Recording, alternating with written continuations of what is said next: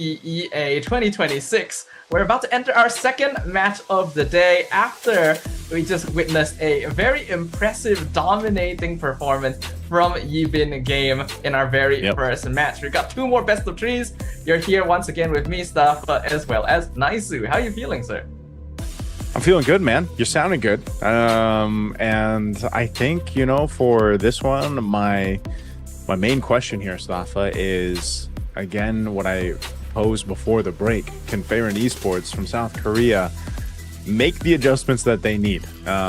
Because if you missed the first match, just to catch our viewers up there, it was very dominant, very strong, very dominant performance that we saw from Yibin Game, who were just in the last match, and it was very quick games. I mean, the second game, if I believe, it was around 11 minutes. 18, was it 18-1? I know the first one was 19-0. Yeah. So, you know, when you think about some of the dominant performances we've seen in our own regions, sometimes teams have to adjust very quickly. Now, sometimes that can even happen within, you know, a best of 3, a best of 5, a best of 7. Well, in this case, you're going into a whole new match. You're facing off against whole new strategy and teams and players, and even potentially a play style. Because, like we mentioned earlier, you know, I think the teams from Mongolia, man, they're scrappy, they're aggressive, but they're good at it. Like, that's the thing. They really know how to hone in on that aggression and usually can win games in a scrappy manner. After all, this is a region that has quite a bit of experience at this point in the MLBB ecosystem. They've had multiple teams and various players represent them in many different MLBB tournaments across the years, including MSC, including M Series.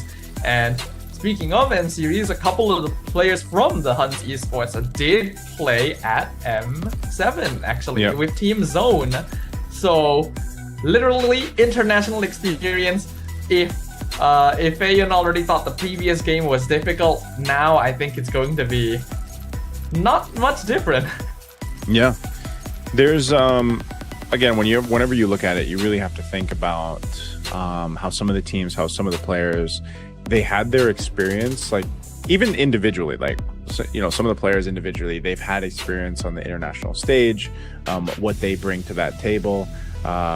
You know, there's going to be, in just a second, we'll be looking at the rosters and everything for the teams, of course. But, you know, there is going to be, maybe for our viewers that have been tuning into the international events, you will see a couple familiar names even from the HUNS Esports. And again, that's something that, when you were watching the Mongolian teams play, and I'm trying to think when our first introduction to them was, it had to be like was it M5? Or like maybe the M5 wildcards or so, when teams really started to see them compete on that stage. And was that Lil Gun? I'm trying to remember which of the team. It was Lil Gun, right? Yeah, it was Lil Gun. Because that was the one I think we casted together. Yes, it had to be the one that we casted together. And, you know, I remember that was a main point of discussion for a lot of the viewers and even a lot of the other casters. They were like, man, you know, it was refreshing at that time to see, also because we were in a meta where it was very like slow paced, it was very utility based, it was very like,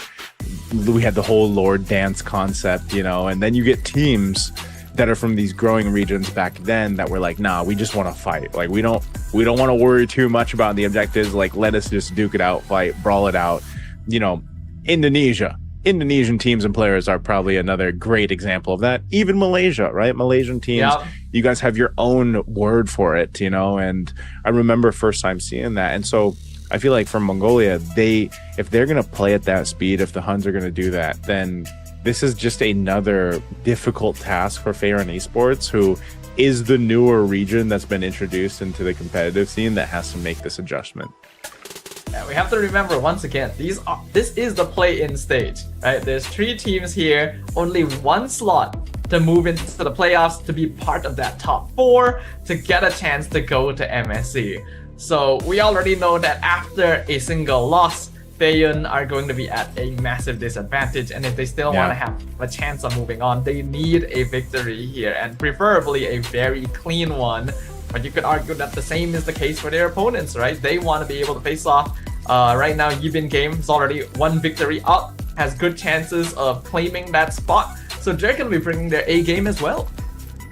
Yeah, playoffs being there again. Playoffs will start tomorrow, and then we'll have like the 4 teams competing within the playoffs. And I don't know, when we get to the playoffs, like when we get there, you'll be casting those as well, right? Like you're casting a bit of the playoffs tomorrow. Oh no, is this your only day? I think it's just today for me. That's just today? Okay. Well, the teams that are going to be going forward to tomorrow, and going through it again, you have to consider the fact that even in the teams that are qualified for the wild cards, since there are 3 spots for the wild cards, all this experience playing against some of these other international teams is a great kind of primer for what's going to happen in the wild cards. We're going to take a look at the lineup here from HUNS. You can see this is Yuki in the gold lane. We've got OU over there in the roam. You got Kenny in the mid, still Meta in the jungle, and then you got Bunkai in XP. And again, we've seen some of these players compete, and I can't wait to see if this ends up working out for them too here against Faerun Esports. And like you mentioned, this has to be a win for Faerun Esports, depending on what happens here, because again, we've only got 3 teams competing in the play-ins. And they're going to be playing 2 matches back-to-back as well, so they don't have a lot of time to pull themselves back together. Once again, this is going to be Faerun up on screen right now. We've got Milo, NZU1, Jaeyun, Parker, and Ding. Their drafts were solid enough, but it definitely felt like the execution was a little bit lacking before, and I'm hoping to see a little bit more proactiveness from this team, not just in the form of trying to fight, but in figuring out what needs to be done to get that W. Yeah, gosh, that's a great question, man, because if you watch that game, and for a lot of us, that was the first time. Like, again, and I'm not sure if they had all their qualifiers streamed or not. Again, there's so many VODs out there to rewatch from different qualifiers, different leagues going on. But for people that tune in, especially here to the MCT EA, it's just, it might have been your first time watching Faerun Esports compete. But again, they've got 2 players plus a coach over there that have experience in different parts of the world, especially the Philippines. And so I think if you really want to break it down on what they can fix there, it's just playing as a team, playing as one unit, because from back-to-back games, I just felt like that's where they were lacking. I don't want to say it was entirely a draft thing.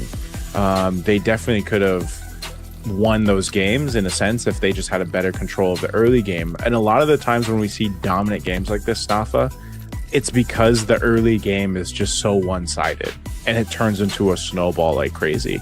There are only certain teams that are capable of kind of stopping that from happening and potentially turning a game around. And if you don't have the experience of doing that, then more often than not, we see teams just kind of take that snowball, take that momentum, and just barrel through the game. And that's why we had 14,000 K gold leads in our first match. It's always been a historical number that if you break the 10K gold lead mark, it's usually the point of no return. You basically auto win the game unless you make some kind of massive mistake. So the more that number grows, the easier it becomes as well. And we are in a meta right now where snowballing is quite powerful. There really isn't a lot of comeback mechanic unless you have enough experience and skill to find those gaps, and you have the right heroes to do so as well, right? Going for a macro play, split pushing, or at least trying to delay fights, having good base defense.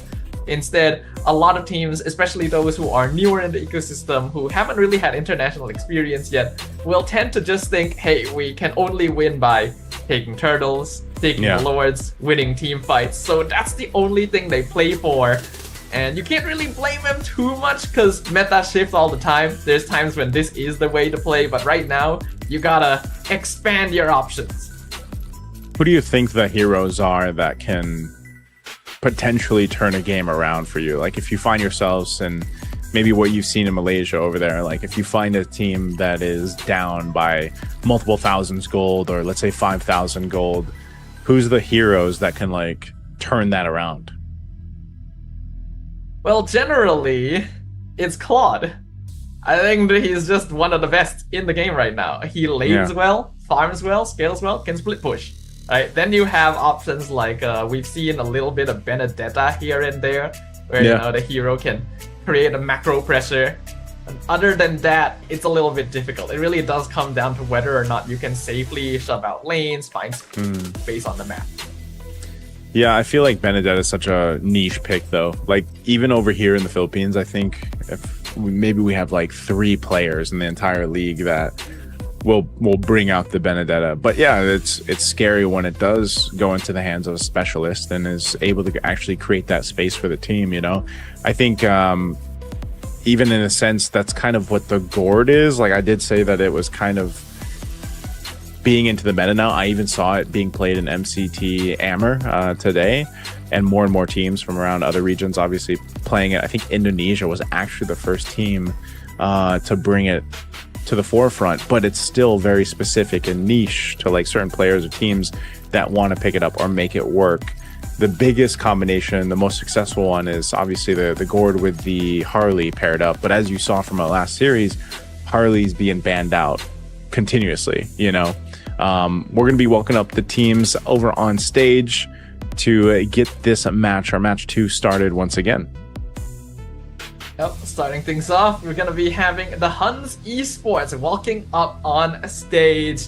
Now, if some of these names are familiar to you guys, Bunkai and Kenny were formerly members of Team Zone during M7 last year. While their scoring on the international scene was not the best, the fact that they were able to make it this far, the fact that they showed potential as well, already means that they're going to be coming into this as the favorites, and they're going to prove to the world why they deserve that playoff spot. Okay. We got the Huns out here. We're going to reintroduce Farron Esports as they walk out on stage. Again, I think my biggest eyes for this one is to not so much on Ding and MZU1, but Parker. I think especially Parker, he's got to have a better time in the jungle. I think that's where at least the biggest potential for them to win this game 1. Let's just focus on game 1 right now, would be to have a better time in the jungle, get that early rotation locked in. Obviously, you'll need MZU1 for that. Hopefully, they've been able to reset, you know, after the previous match and get themselves into the mental state that they need to get through this. Because again, I think Ding was just really aggressive in the XP lane with the Phobius and then previously the Hilda. But, you know, if you don't have that backup to follow through with you and you don't have the itemization you need, unfortunately, you can't capitalize on those setups that's happening there. So I think really focusing on the jungle pick, securing that early rotation is going to be key here. One of the keys to victory for Farron Esports. Many teams in the current meta are basically winning out games just by having the right draft for that early game, and that comes down to having lane priority. When you're able to win out your lane, when you're able to leave your lane and start affecting the rest of the map, then it creates a really big snowballing effect that a lot of teams internationally have been taking advantage of. So making sure that they have a draft that's able to just automatically win off of hero dynamics will make the job a lot easier for Feiyun.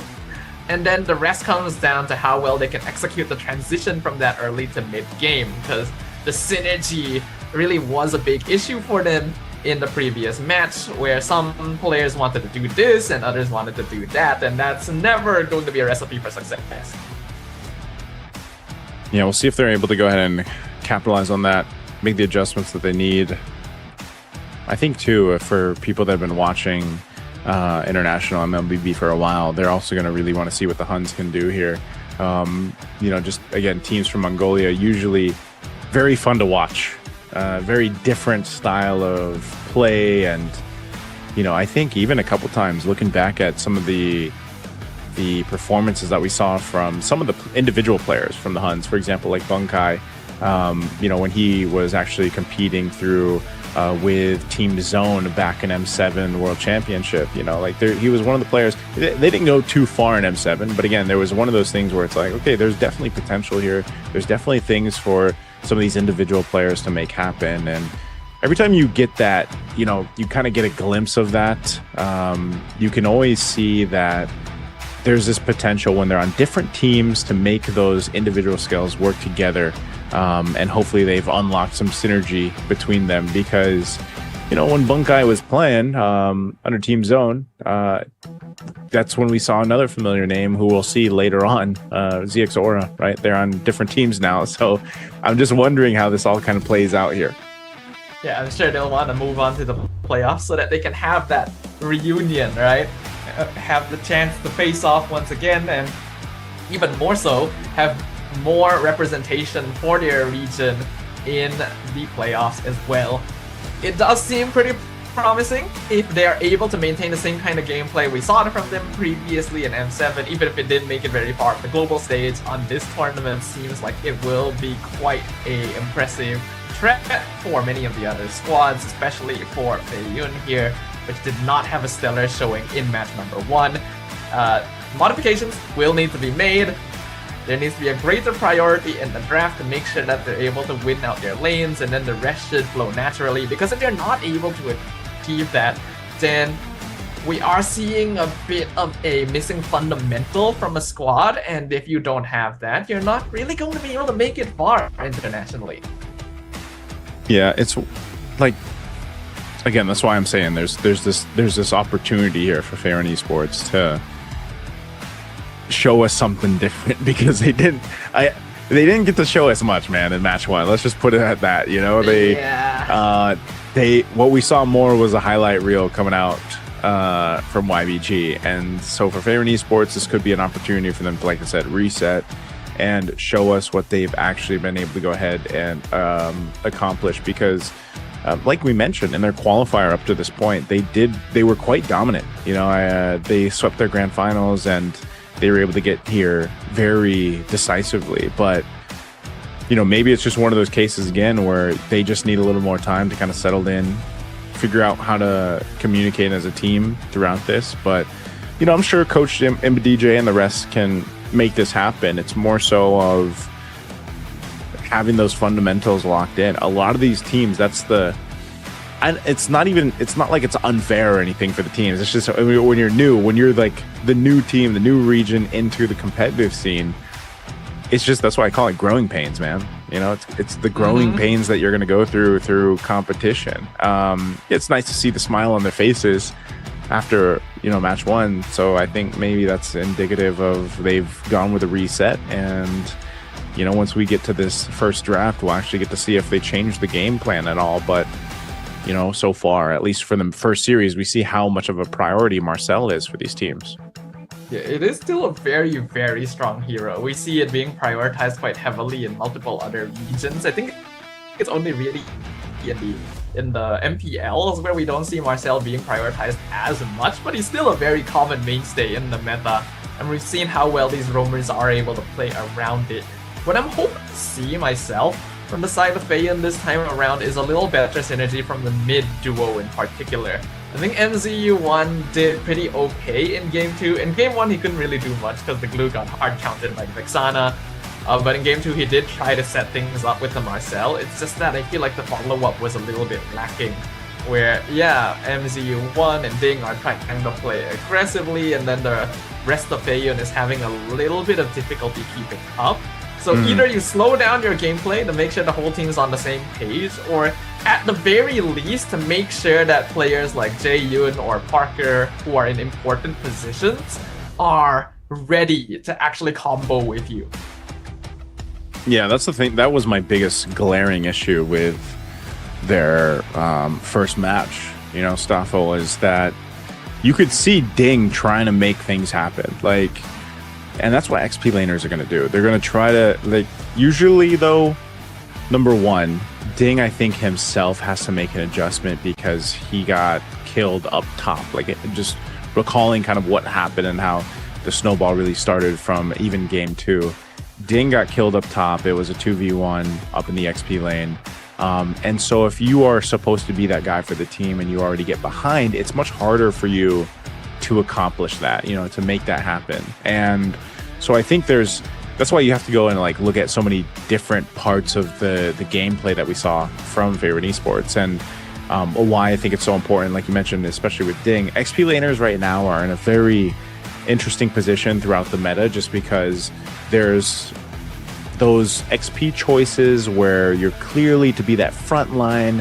You might even be the guy who has the most deaths, right? In comparison to the roam, for example, it depends on what is also picked up in the roam. And that's why the roam, the relationship between the roam and the XP is so important, because sometimes you might have to be that XP laner and that hero that is putting yourself in arms, like the dangerous, interactions, because you want your roam to be able to set up. One roam that comes off the top of my head that we didn't really get to see too much of just yet in the first match was, like, for example, Khalid. Right, the Khalid, you want to be able to go ahead. You can play aggressive. We've seen this too from some of the best roamers in the world, where they can be so aggressive but so calculated with that aggression that they can win the initial mid lane duo fight. And we always see this, like, especially in the more developed international leagues or just the international teams. They really control that mid lane. A lot of the action, honestly, that you're going to see when it comes to the highest level of MLBB is mid lane, right? The mid lane, you'll see both the mid laner and the roam poke each other down to near death. They're either popping, obviously, the regens, or they're popping a battle spell early on. That's kind of what you see. And then the teams will kind of, whoever had the upper hand off that, they'll punish from there. So I'm just wondering if that can happen here.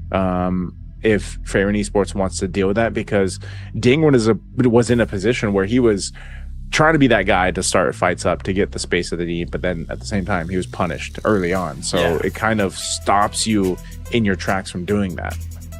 Basically, right now Roam and EXP still have a good amount of variance in the way they can approach the game, right? Compared to lanes like gold or mid, it's just basically, you have one job and you're going to do it. You still have some options for, like, going into setter heroes, going into playmakers, or just more utility sandbag kind of situations. And that's why it's important to be able to adjust around that. I think it's fine if you want to focus into more of a playmaking aggressive style. It does seem to be what Ding wants to go for. And if they can get the follow-up on that, then that can be very, very effective. But right now, I'm not too sure how aggressive as a whole Faeyun is going to be. After watching their gameplay before, I think the main thing is, like you pointed out, that mid duo is very, very important. We're not really seeing Faeyun win out the mid trades, and that is leaking over into the jungle, into the side lanes. Yeah, how do you think they need to adjust from that? Is that just something do you think they just need to be more passive, like, because they were punished so hard in the first match? Is that the answer for Fairyn Esports? Like, just be a little more passive and let their, gold laner and jungle kind of farm up and get to where they need to be? I already feel like Faeyun is a little bit too passive at the wrong times. So while you could be a little bit more passive just to keep it as safe as possible, it's also kind of a stopgap. It's like, okay, maybe it'll get you a win or two here now, but what happens in the future? What if you do actually go to a higher level of competition? That's not going to work for you anymore. So even if it means facing some rough realities, I'm kind of hoping Faeyun just tries to do things correctly, be aggro, take risks, make mistakes, and learn from them. Okay. Let's see if they're able to do that. I think it's more of a calculated aggression, or at least a calculated passiveness, but against a team like we've been talking about from Mongolia, I don't know if they'll get the chance to do that. They are going to be on this blue side, so they get priority here. Interestingly enough, too, they different band than what we saw in the first match. Two different ones, the Fanny and the Yuzhong. And those are, clearly the Fanny is something that the Mongolians love to play. You can see the smiles over here too, over on this side. So good respects across the board. The Marcel's not going to be picked up in this one. A priority here could just be Harley, honestly. Yeah, Harley seems to be a pretty obvious first pick. There's also the alternative of the Guinevere. Both are very strong heroes that have not been banned out this time around. The Phoveus also has been increasing in usage because of how many mobile heroes are in the composition. It's a good way of denying Harik. So Faeyun has a good number of picks, but I do think that it's either Harley or Gwyn for the first pick. Taking their time with it. I would assume it's just going to be a Harley, but that's the clear answer usually currently in the meta. There it is. So. All right. They wanted to keep us on our toes, keep us at the edge of our seats, but it's going to be what we're used to seeing. So Harley comes through. I gotta ask you, Naisu, recently in MPL MY, we did actually see the appearance of a Saber being used as a Harley counter. Is that something that you've seen in PH? Which one? The Saber as a Harley counter. So we haven't seen that yet. I know I've seen it from other regions. Is that happening in Malaysia? Yeah, it happened once in Malaysia. Okay, did it work? It did, actually. It went very smoothly. Okay.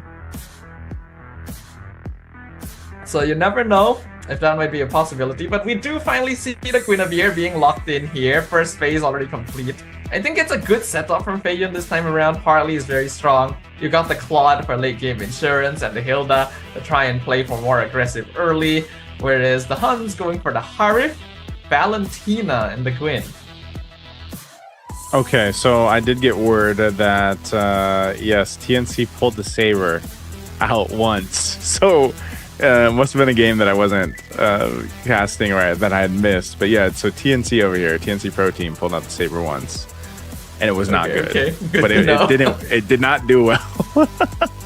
So, because I was going to try to pull up the stat there if it did get pulled up, at least over here in the Philippines. So it did, and yeah, unfortunately it didn't work well. But what has worked really well over here is actually the Guinevere. Guinevere has been a great pick for teams like over here, like Team Falcons. They love the Guinevere pick. And so HUNS will go ahead and bring that forward along with the Valentina.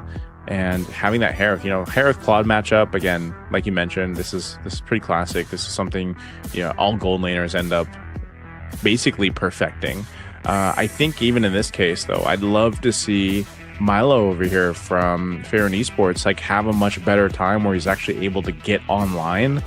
Because you got to think, man, if your team is falling behind 10,000 plus gold, especially at, what was it, the last game? I think it was like the 7-minute mark.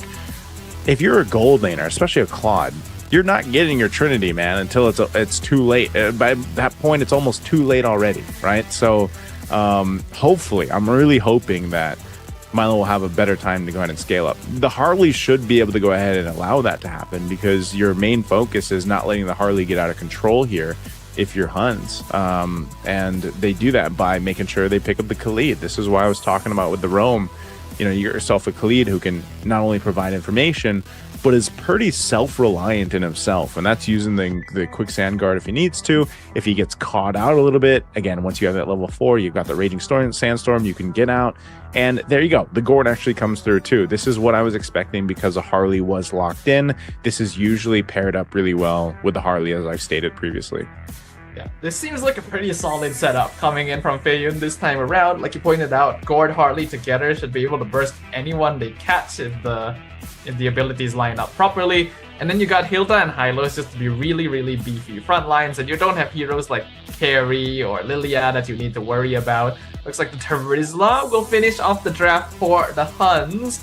They are definitely leaning a little bit more towards early mid pressure, team fighting in general. But I think that if Feiyun are able to position themselves correctly across the map, you got a very high mobility jungler comparatively. So if Harley can start affecting lanes, especially mid, right? Unblock the Hylos and the Gourd and start ganking side lanes, it should give them a path to victory. Okay, I like this. I do like we call him the Rizzler. Right? I don't know if you guys call him that. Do you guys call him that in Malaysia? We don't call him that, but we've heard it. Okay, well, we got the Rizzler in play. This is a good pickup just because, again, that penalty zone can be utilized, in conjunction to all your other crowd control. Also having the opportunity to be that threat with just a penalty zone enough to keep kind of Gourd on his back foot, or let's say you drop down like the Mystic Gush, the ultimate is used. A Terizla can always be there as a threat. So I just think that the Terizla is gonna really help in the handling of kind of that frontal damage, that burst window that we're gonna see Fair and Esports trying to play around. But that's the thing, can they withstand the early pressure of this combo? Because there's so much magic damage that we'll most likely see in terms of itemization. Obviously, some early pickups with like Radiant Armors and, you know, other magic resistance items be the priority just because they need to survive that. And we'll most likely see that combination of, you know, Harley picking up the Genius Wand first item, Gord building into his first major item, and that's where that initial burst and threat comes down. Because sometimes it's not even about a kill stop, it's just getting someone to reset, go back to base, and get the numbers advantage in terms of team fights. So if we were looking anything from Favorite Esports in their match 2, after getting stomped in game 1 or match 1, I feel like this is the lineup that can allow them to get the head start they need. Yeah, I think so as well. So I hope that we can get to witness that today. Feiyun, this is the first showing of a squad from South Korea in the international scene. They did not have a good beginning, but that does not mean that it has to be all bad. They shifted up the draft. They have heroes that can set up for a stronger early game, and I hope that we can witness that this time around, that they're up against the HUNS Esports in the Land of Dawn. All right, this is what I was talking about too. You know, that early pressure, man. This is one of the more deadly combos, that mid lane duo, the Valentina Khalid. That amount of kind of burst that you get is really tough to deal with, and that's why they're playing so aggressively. This is what I was talking about. Oh, they don't jump in. Spatial migration are going to be used. First blood, though, as Kenny falls. Now Ding's going to be able to get a kill, too. That's 2 for Favorite Esports, already off to a much better start. Yeah, that's exactly what we need. That's what we want to see. I was a little bit concerned at first to see the Khalid harassing so much, but HUNS definitely dived a bit too deep in that one, and you cannot really afford to run into a funnel against a Gord Harley combo. They're just going to be throwing their spells at you, melt you down from afar, and with the Revitalize, they're not too punished for allowing that jungle invade in the first place. So already a nice small lead for Feiyun. They just need to continue this kind of pressure. Okay. Even with that, I was actually expecting HUNS to get a kill out of that at least, but surprisingly, you know, maybe that was just a limit test, you know, a little bit of a check there to see how things would go. Turtle's going to be up here shortly. They're going to focus on Bunkai. Wow. Gets the deadly magic, focused on him. He's still going to survive. Almost level 4. Parker, much more assertive here in the jungle, at least in match 2 of theirs. They've got a bit of control right now around the turtle, but they know that some of these ultimates are not available. Bunkai now has the level 4. He's got the penalty zone, so Ding's going to swing across the side. The power of the wilderness is going to take out Still Meta. There's a Mystic Gush coming down too. OU trying to get away, but Parker secures the turtle. Favorite Esports just getting everything. All right, this is a much better showing already. We thought if we were hold on another deadly magic, Yuki should survive that one, but we can already see just how much more they're able to do with a hero like Harley on their side. It's a very free jungle hero, has very easy ways of getting in and out of the fights, and that allows for Parker to be a lot more aggressive without needing to full commit. Previously, he was playing Leomord both games, and when you pop the Phantom Steed, you kind of have to go in, and if you're behind and get caught out, you just fall. But the Harley gives you ways in and out of that one, and that helps. Yeah, that's the thing. Blazing Duet used here. Feiyun Esports, their options to go in and out of a fight. Hold on, fighting under the turret, MZU1. Didn't have that wave pushed in, but Parker also going in with a little space magic just to check things out. Good thing OU was here just to keep that pressure off of Yuki. A Mystic Gush going to be used up here towards the top in the mid, forcing Kenny back. Right now, Feiyun looking to capitalize on this lead that they have. It's nothing major. It's about 1,000 gold in their favor, but they don't want to let up, and that's, I think, the key to dealing with HUNS here.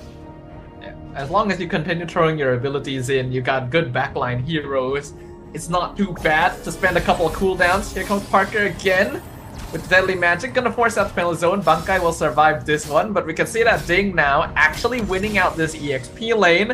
And with the Hilda available to help affect the rest of the map, the fights are leading much more heavily in their direction. Yeah, this was also just a very good decision with the way that Feiyun decided to draft with Coach and DJ.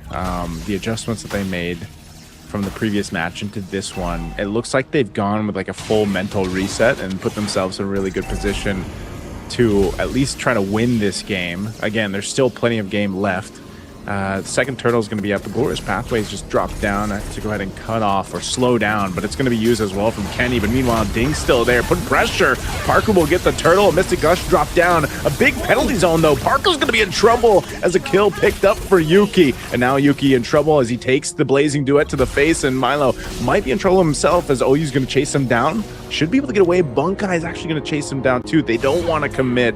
A shutdown on Ding, though. What happened up top? We missed that one, but Ding falls, so the Huns, they fight back. And that is an instant counter attack coming in from the Huns right there. There's still a slight goal lead in favor of Feiyun, but that really reverses the momentum that they've been building up until now. Been trying to gank Bankai down bot. Oh, he's going to try to rely on the body of Smith. He gets a little bit of a hit there, but it's just not enough. Good usage of the Glorious Pathway to slow him down and keep him tight to that wall. So unfortunate for Bankai. Didn't have that penalty zone, just came up after he died. Yeah, if he had that, there was every chance that he could survive that one. But it's good to see that Feiyun are trying to affect the side lanes. Having MZ1 on this high-lows means that he's able to rotate a lot more safely without needing to worry about any direct counters thanks to the sheer bulk of the hero alone. But I'm hoping to see slightly more coordinated assaults from Feiyun. I feel like that previous turtle fight could have gone their way. I like the idea of slowing it down with the Glorious Pathway, but maybe a little bit too early. And overestimating how quickly they could blitz the turtle down, and that's what cost them in the end. They still got the gold lead though, and they're still gonna try and fight. Oh, Jaeyoon popping that Mystic Gush. The Blazing Duet falling through. OU falls. Kenny dealing with the deadly magic. He's got a Glorious Pathway. He does drop it down to help support still meta. But there you go. Oh, penalty zone used. Oh, ankle's broken. Parker, though. Parker's going to fall. He tried to avoid that, but good response coming out from the Huns. Yuki looking for a little bit more. This is the problem, though. Yuki scaling so well on this Aerith. They're actually going to have control of the turtle because Parker got killed. So now this is going to be a turtle in the hands of the Huns.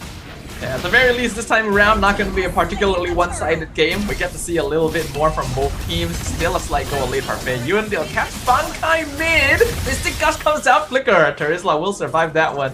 Kind of surprised Jaeyoon didn't pop his ult earlier. I feel like they could have gotten that kill. Yeah. Again, that's some of the timing things here, right? With the Gourd are key. Ding's going to have to defensively flicker. Little projectiles being thrown out by Jaeyoon to try to help heal. They want to chase down Milo. Raging Sandstorm going to be used too. He BMI's back though. Still going to be chased. Penalty zone's going to lock Milo down as he falls, and Bunkai picks up a kill. And very back and forth so far. We can see both teams are rotating heavily. Both sides looking for a flank on basically whatever target they can find. The net worth lead has been reduced, though Deadly Magic nearly takes out Kenny.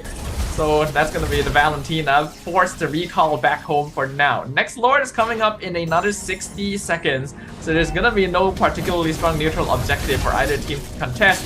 This is where we really put Feiyun to the test. What are they going to do with this timing to try and regain the lead that they've lost? Yeah, the Huns did a great job at just kind of responding, even though they were down like 1,000 or maybe 2 at max gold.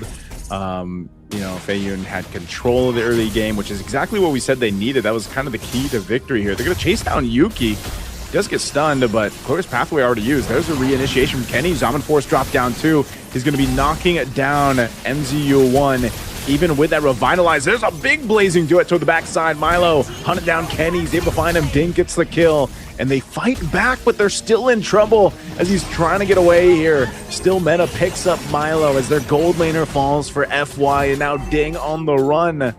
This is a brutal fight. A Mixing Gush dropped down, but the Zaman Force under the turret will keep him alive as they come in to clean up the kill as Jaeyoon falls. A revenge strike on MZU1. He should survive this just barely with 1 HP. We're looking at very scrappy fights right here, which I guess is to be expected. This is a signature of teams from Mongolia. They always catch you by surprise with the way that they team fight, and I think it was a pretty good scattering initially, especially to catch some of the more important targets like Milo. But after that, Feiyun looks like they actually want to contest this Lord. Oh, spatial migration dropped in. Ding's gonna fall. The Lord at a quarter of the health. They're still gonna be going. Still Meta gets it, and Yuki just unleashing with his Almond Force, taking out Parker. And so the Huns get control, and now in trouble again. Jaeyoon gets focused down, and still Meta picks up another kill. Raging Sandstorm Flicker combination right on Milo. Milo under the turret. Blazing Duet will punish OU and still survive to live the tail as still Meta tries to pick him up. But they got what they wanted. The Huns have control of the map. Yeah, a slight miscalculation to try and catch the Claude there. They didn't expect the Blazing Duet to do that much damage, but still, it is definitely the Huns in control now. And we are seeing some of the same characteristic mistakes that Feiyun was making in game number 1. They're a little bit too dependent on trying to take fights and trying to win fights. And this game, it's a little bit more reasonable to force that out. They do actually pick up still Meta in the mid lane, so that might allow them to defend this base push a little bit better, but they are a more pickup-oriented lineup, I think. Oh! Big penalty zone, finding 3. I'm not sure if Yuki's going to follow through with this. He does jump forward. Zaman Force was already used, so great setup by Bunkai with the penalty zone. But meanwhile, the Lord was quickly worked with, and that's one thing that the Gourd's going to give you. You can go ahead and handle those first waves, or even the second Lord really well. They will lose the shields, though, as those were popped, but Feiyun Esports still in a good position if they want to contest into the next Lord. They just have to make sure they get the space in their favor, the way they want to maneuver around that fight. You can see some of the frontliners, you know, you got the Domites Radiant Armor for MZU1 on this Hylos. And depending on where the initiation comes from is the biggest problem. Like that, as I say it, there's a Raging Sandstorm right from that bottom side, but it didn't connect, which is great for FY. Yeah, Feiyun gonna avoid losing anyone in that particular situation. So even if someone went down, the next Lord isn't up for another minute, so they would still have the time to play around with that. The Huns are putting on the pressure, and I think that's exactly what they need to be doing, constantly split pushing. We already saw how much more farmed Yuki is compared to Milo. I think it was like a 2k net worth gap between the goal laners, but despite that, the Claude still does hit pretty hard now that the Trinity is completed. They're gonna try and run him down again, so the copied Glorious Pathway will get them out of their stat. I think what Feiyun needs to do is they need to understand that they have a very solid kiting composition. Their heroes are either very bulky or very immobile. And what that means is they can maybe bait out cooldowns. The Huns are very reliant on like ultimate timings to actually win these fights. So if they can force them to use them or even stagger them ideally, then Feiyun will actually regain the advantage just from having heroes like Claude and the Gourd on their side. Yeah, that's what I was saying like earlier on in the beginning of the game when they had control. It was the mobility that this lineup does give them. They kind of have to utilize that and play around it. This turtle's going to be up here. The problem is Jaeyoon doesn't have a flicker because he had to use it earlier on. Look at this blitz from the Huns for the Lord. A Glorious Pathways across the board. A Mystic Gush thrown out too. A big penalty zone to lock down Jaeyoon. So he's already in trouble as MGU1 falls, and Bunkai will take out Jaeyoon before he falls, and now Milo in trouble. One hit away as OU picks it up. Could be potentially a wipeout here. Fights across the board, across the map, and it's only Parker left alive. The Huns didn't need the Lord. They just went for the team fight to clear everyone out, and Parker has to get back to base because 4 members of the Huns, no, make it 3, are pushing into the base. Turret now in the mid lane. Parker, he does get a kill on Kenny, but 3 members. They'll be able to focus down the crystal of Feiyun Esports. There's nothing they can do as game 1 goes to the Huns. I like the play from Parker, but I do think that was a bit of a missed call. He had already created more than enough distance for himself to actually recall back to base, but he went for the fadeaway to get the kill on Kenny, which he succeeded in doing, but it took too long and allowed for the Huns to push into the base and end before the respawn timers could conclude. I think that Bunkai definitely played a big role in that last fight. He survived for a very long time in basically a 1v3 situation in the backline and allowed for the rest of his squad to finish off the divers from the enemy team first, after which they would take over completely and secure. Not even need to secure the objective. They already knew it's like, okay, this is it. We can push down mid lane. I really like the calls that were made at the end there from the Huns. Hey man, as a Gourd main, a former Gourd main, I know how that felt, Jae-yoon. You know, you don't have Flicker available, but your team seemed to give the call to contest for the Lord. You know you're susceptible to getting jumped on, especially when the Trizzle's across from you. That's why he used the Mystic Gush so early. That's why he just wanted to get his damage out. But it was just a great positioning and tracking from Bunkai to go ahead and penalty zone right on top of Jae-yoon when he needed to. And even though he had a sliver of health, again, that's what makes Trizzle so it's a little elusive, you know? It's a little like when you're thinking about, okay, this guy's got like a sliver of health, but again, his passive, that body of Smith passive that Trizzle has, where the lower HP he is, the actually like more defense he gets, you know, essentially, he was able to capitalize a kill. Even though I think he had less than half health, if I remember right in that fight. He had like a fourth of the health or a quarter of health. Yeah. And he was still, like, his job, it's so funny that his name's Bunkai too. Like, he literally Bunkai'd right towards Jae-yoon. And, like, he's like, if I die, so be it, but you're going to go with me. And that was just really key because even if Gord uses the Mystic Gush, you can still get out of those areas by utilizing his skill 1, the Mystic Projectile, because it's a great peel for the team if they needed to. But it was just really good team fighting from the Huns. I think throughout the game, when they made that adjustment right after maybe, let's say, the first turtle Staffa, that the Huns just really showed that, you know, even if they play a little bit behind, like, they know how to team fight, they know how to duke it out, and that's exactly what we saw here. There were 1 or 2 moments where the Huns were punished because they went a little too aggro, a little bit too deep, but they were basically doing what I was hoping to see from Feiyun, taking those risks, being willing to throw bodies in when they are confident enough that they can take control. I feel like Feiyun still has the same issues, unfortunately, where they're a little bit too dependent on actually winning the objectives of the game. It's like they're ticking off a checklist, basically. Like, if we don't win the Lord fight, we're not going to win, even though it would probably be smarter to play base defense, because the Claude and the Gord are very good at melting Lords away. They don't need to worry too much about that. But Yuki, going to be our MVP this time around. On the hardest, still a very, very strong hero, and in the right hands does so much damage. Yeah, this is Yuki, he had so many good usages of the Zaman Force, man, and I think a big part of it, like we've seen, because so far, all we've seen is the Claude and the Harith, essentially, and that's kind of what we're seeing, like, you know, around the world right now in the gold meta, which is why it's so interesting that over here in the Philippines, we have a gold laner who's played like 12 or 13 unique heroes. And that just happens to be the import, the one and only import in the MTL Philippines, which is Severo, right? So think about that. You're most likely throughout this tournament really going to see just Claude and Harith. Maybe you'll see a carry. Maybe you'll see a Bruno picked up here and there. I think some of the bigger surprises have been the likes of like Obsidia or Clint.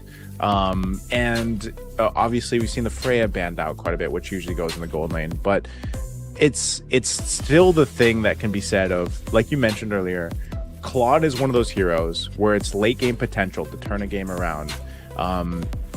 Just having the mobility and the damage profile that Claude has once he gets his Trinity is already great. But a Harith, who usually typically spikes quicker, right? Spikes up quicker. We saw this with Yuki in the MVP performance that he had. He was very decisive on his Zaman forces. He was very aggressive when he needed to be. You could tell that he really relied on not only his mechanical skill, like with the Harith, but also his team to support him, because there was times where he knew, I don't know who the shot caller is over there. That's always another thing that I like to know from the teams, right? Once we get to see them a little more, it's like, who's the one shot calling that? Because there was a time even Yuki was like, I'm going to drop this Zaman Force and I'm going to just focus on MZU1, even though he's on a Hylos, and I'm just going to whittle him down and force out a Revitalize, force out a Glorious Pathway. Like, you get so much of value out of that because that's gone for the team, your opposing team. And so his uptime and his efficiency with the Zaman Force was just great. Yeah, I think while Harith is still one of the better heroes in the meta in general, I feel like he, compared to Claude, has a little less freedom, you know, to be independent. He can be very strong in 1v1 situations, but when it comes down to team fights, he does have a shorter range compared to other marksmen, which means that he needs to be up in the action, and he's basically limited to the zone of the Zaman Force to do damage. So you need to have teammates that are able to play around that, actually get the setup and buy time so that you are not punished for only being able to play in that one zone. While there was heroes like the Hylos this game that could have negated the Zaman Force's pressure, oftentimes Feiyun had to use it as a way to engage or disengage, so they weren't really putting a lot of pressure onto him because of that.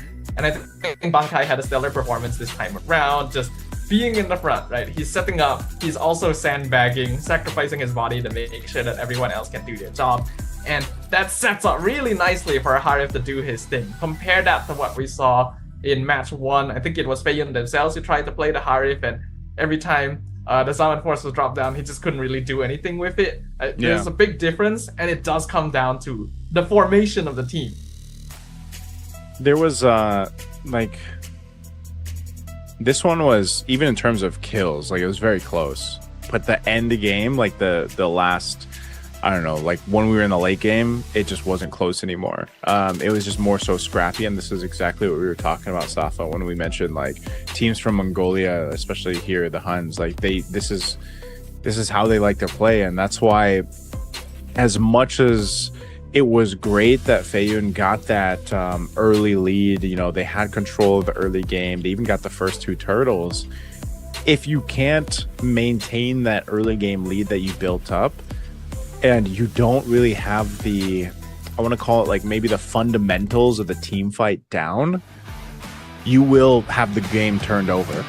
And that's, I think that is one of the biggest things that maybe Feiyun can work on after this tournament, is just breaking down the team fighting for them. And again, they went through their qualifier over in South Korea.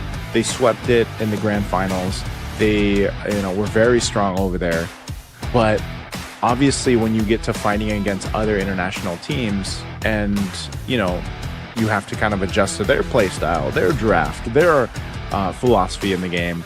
I think the biggest thing that Feiyun Esports can work on is that team fighting IQ, that team fighting game sense that they need, because you could see it unfold in real time, right, when we're watching them team fight.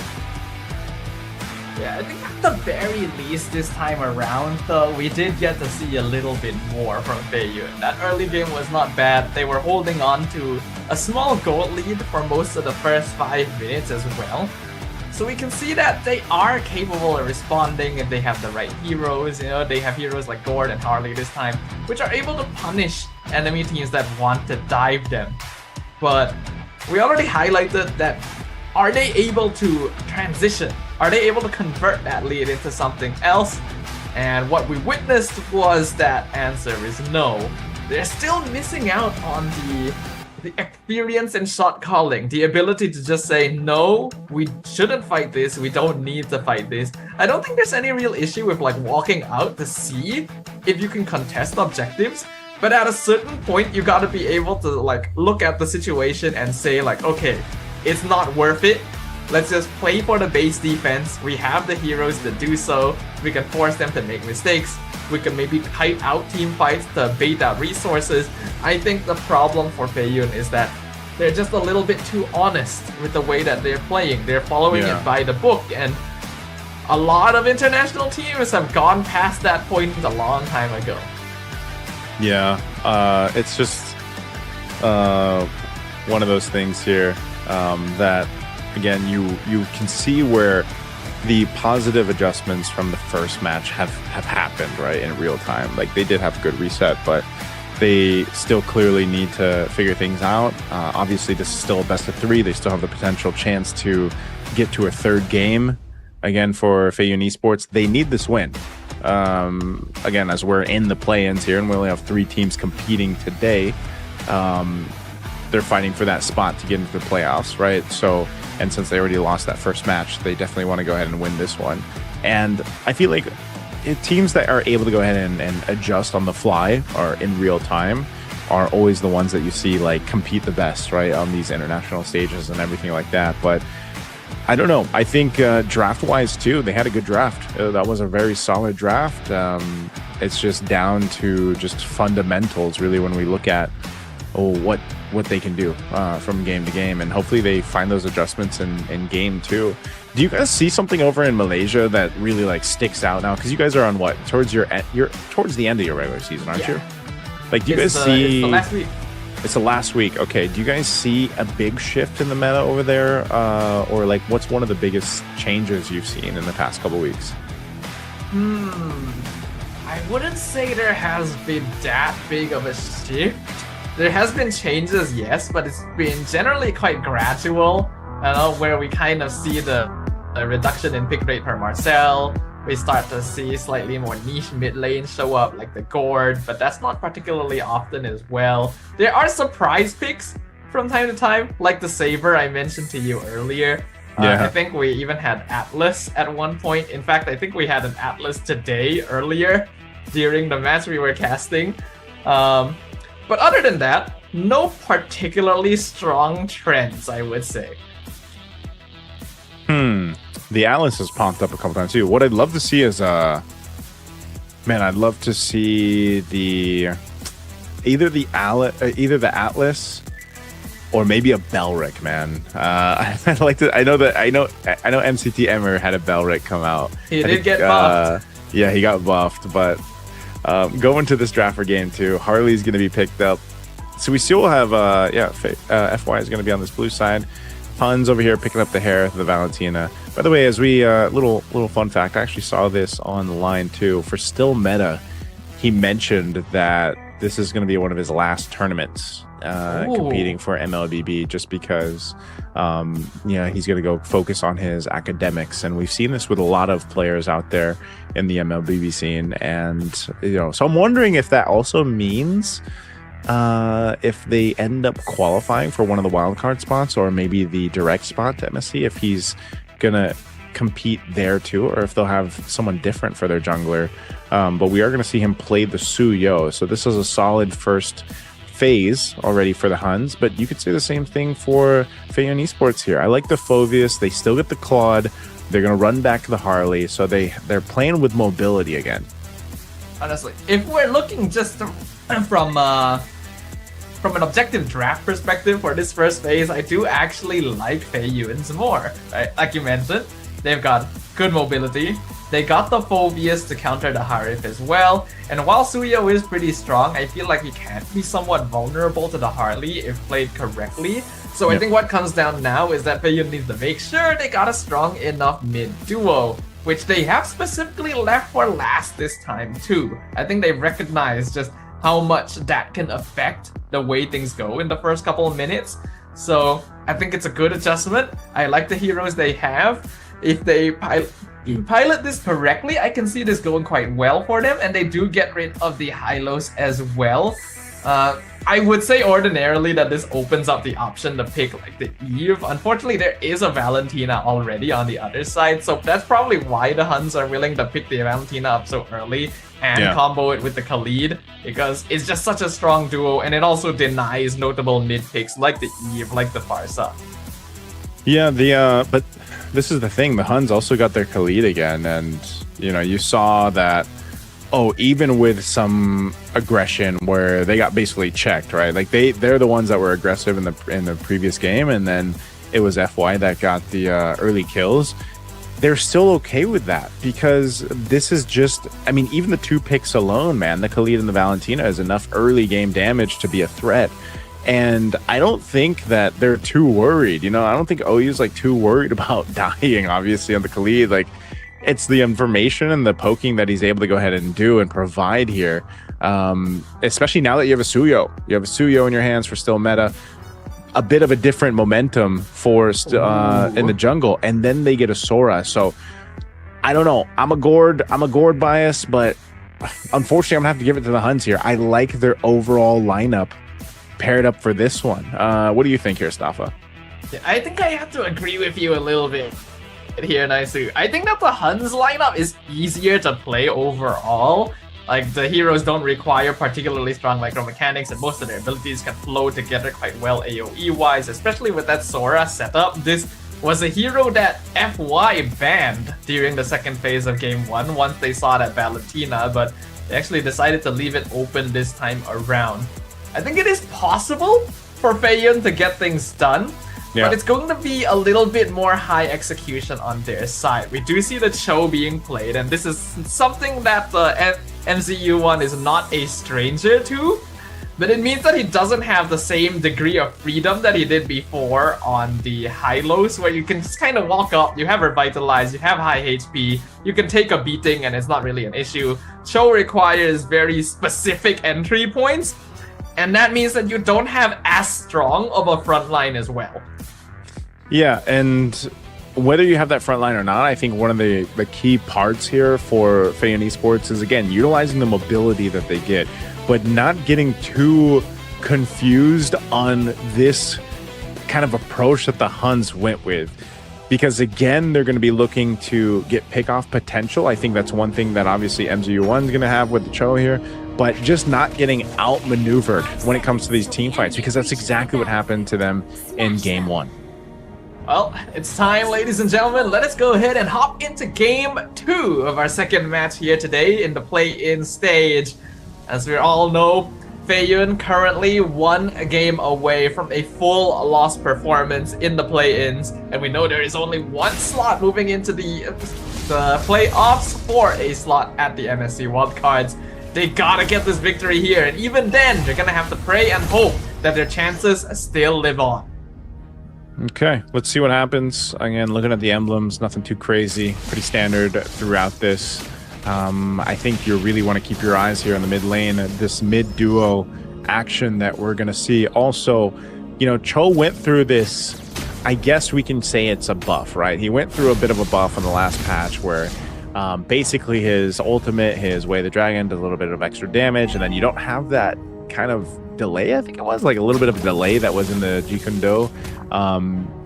We saw a bit of Cho come through after the patch, but again, it still serves its purpose of you want to go for pick-off potential. You can do some great things with the Jikundo alone, but it's this lineup from Feiyun Esports is all about getting a -1. Like, that's the game plan, that's the ideology behind it, is whether that's through the Cho, whether that's through having a Harley and a Gord paired together, they need to go ahead and get that advantage. And I feel like the Cho was just another kind of layer on that game plan of let's get someone once that level 4 is available.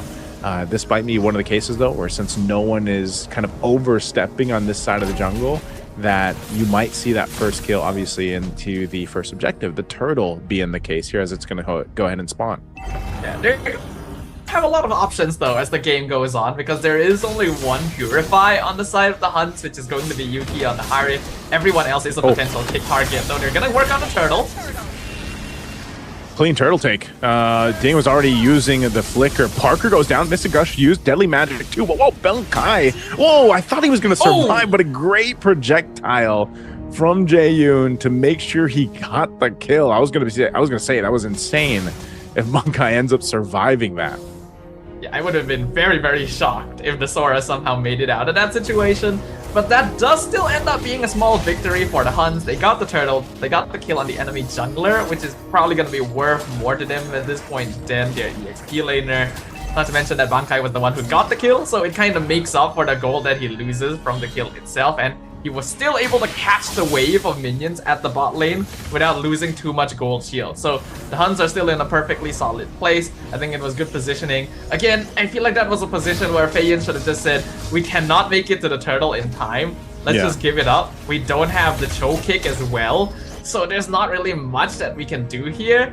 You can maybe send Parker in to try and get a cheeky steal, but once that doesn't work, you really just need to get out. And constantly we are seeing hold on. Wow.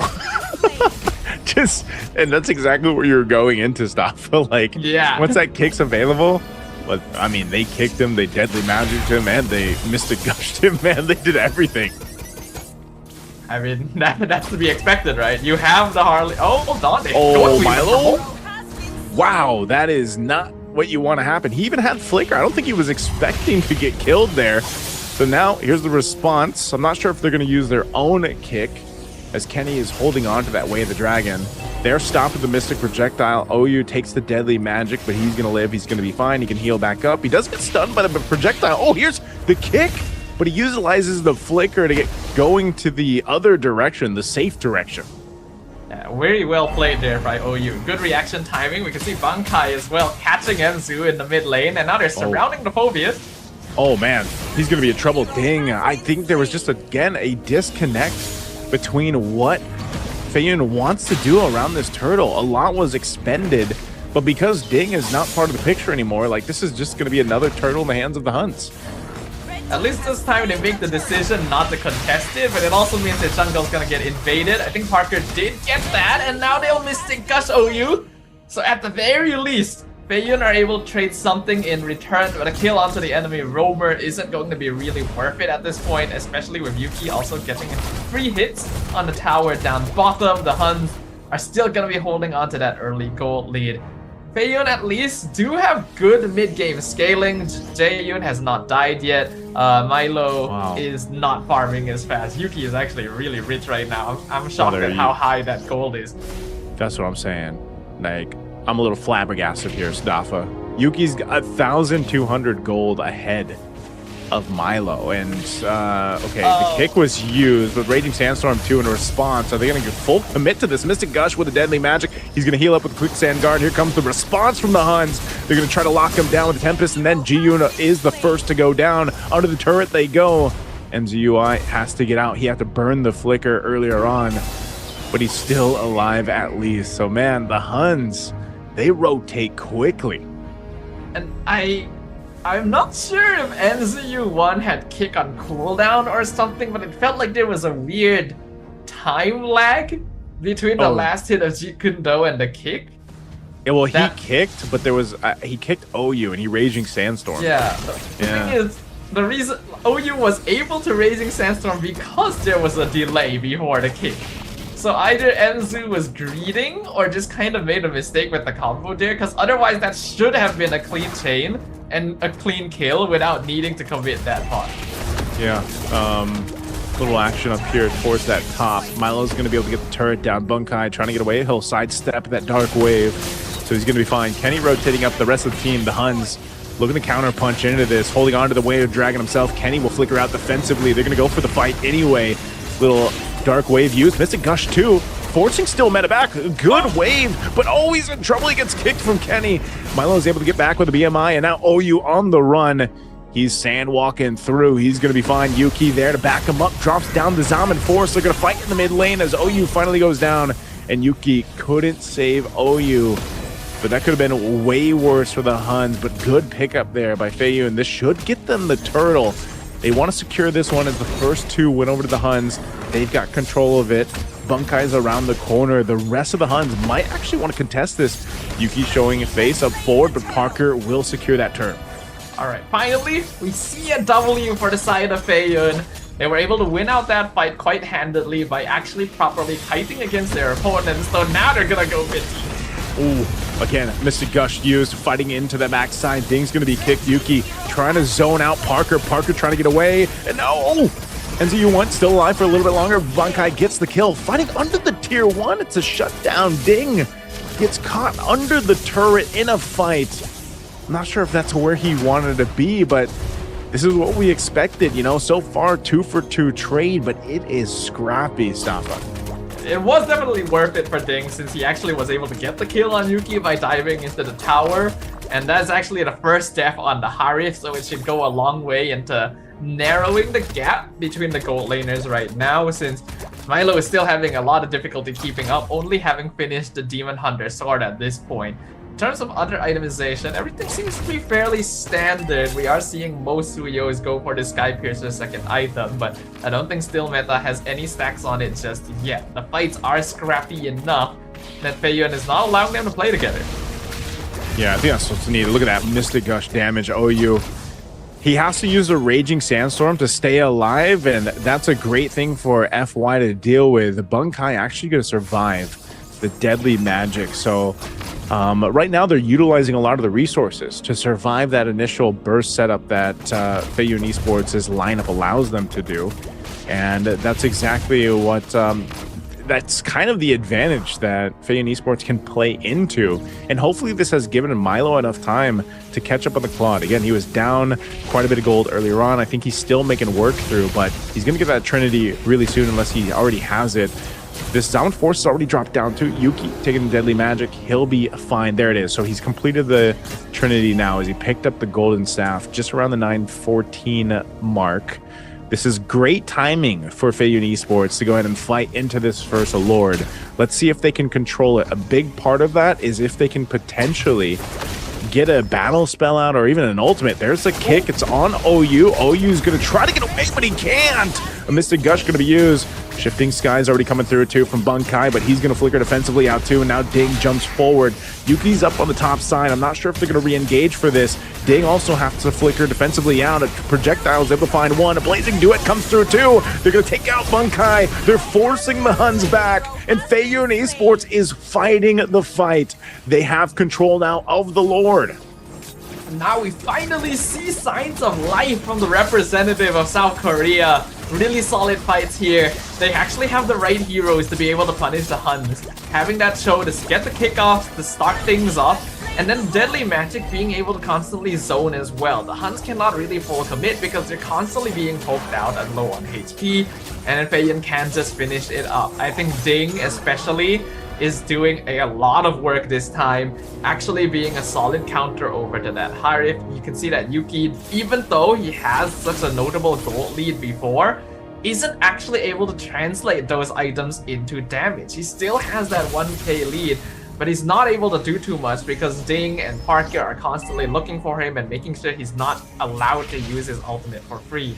Once he does hit that Holy Crystal timing, we can expect Yuki to become a lot more of a threat, and that's where I hope to see a little bit more of adjustment from Feiyun, not to just keep fighting. But so far, I am really liking the pressure that they are outputting.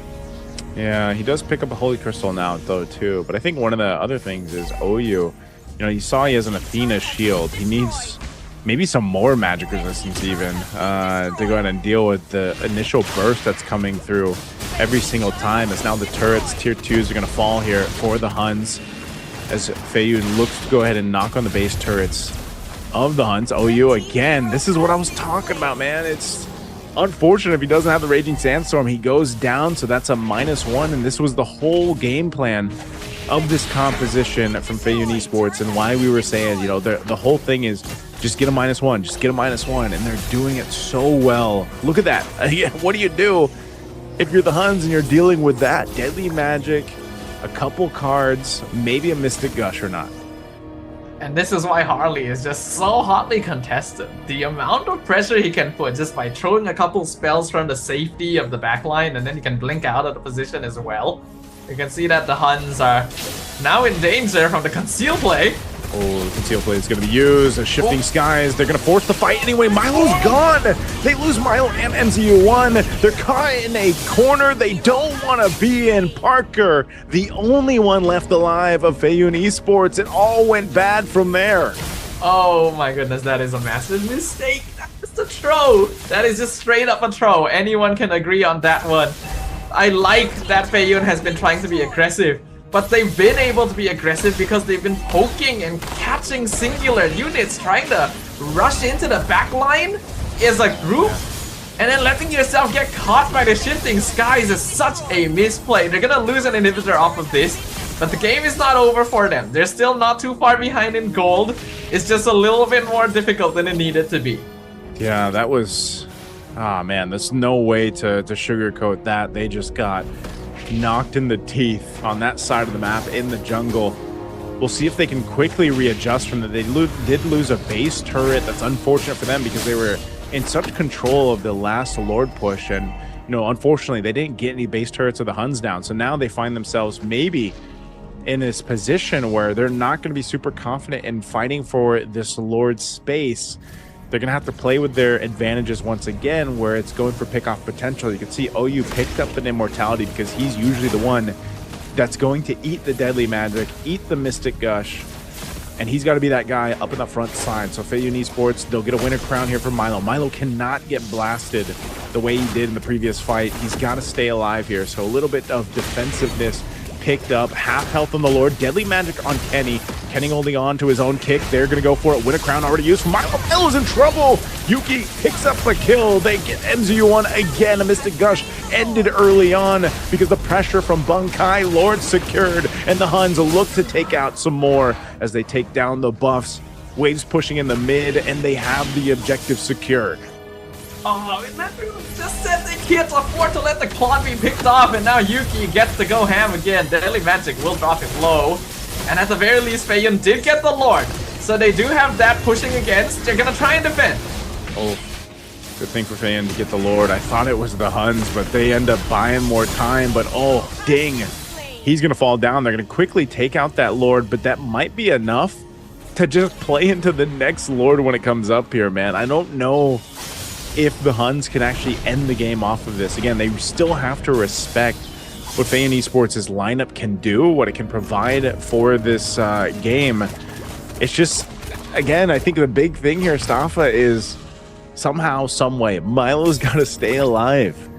I was talking about him buying that Winter Crown for a little extra defensiveness, but when he used it, you know, too early on, that's just unfortunate timing. And now the Mystic Gush is gone.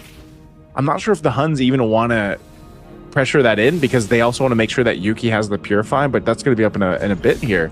So this is turned into a game where it's who's better at maintaining or utilizing in the most efficient way their resources, the battle spells that they have and everything else. OU is actually going to have to use the Raging Sandstorm to survive this deadly magic, but the team's there to back him up.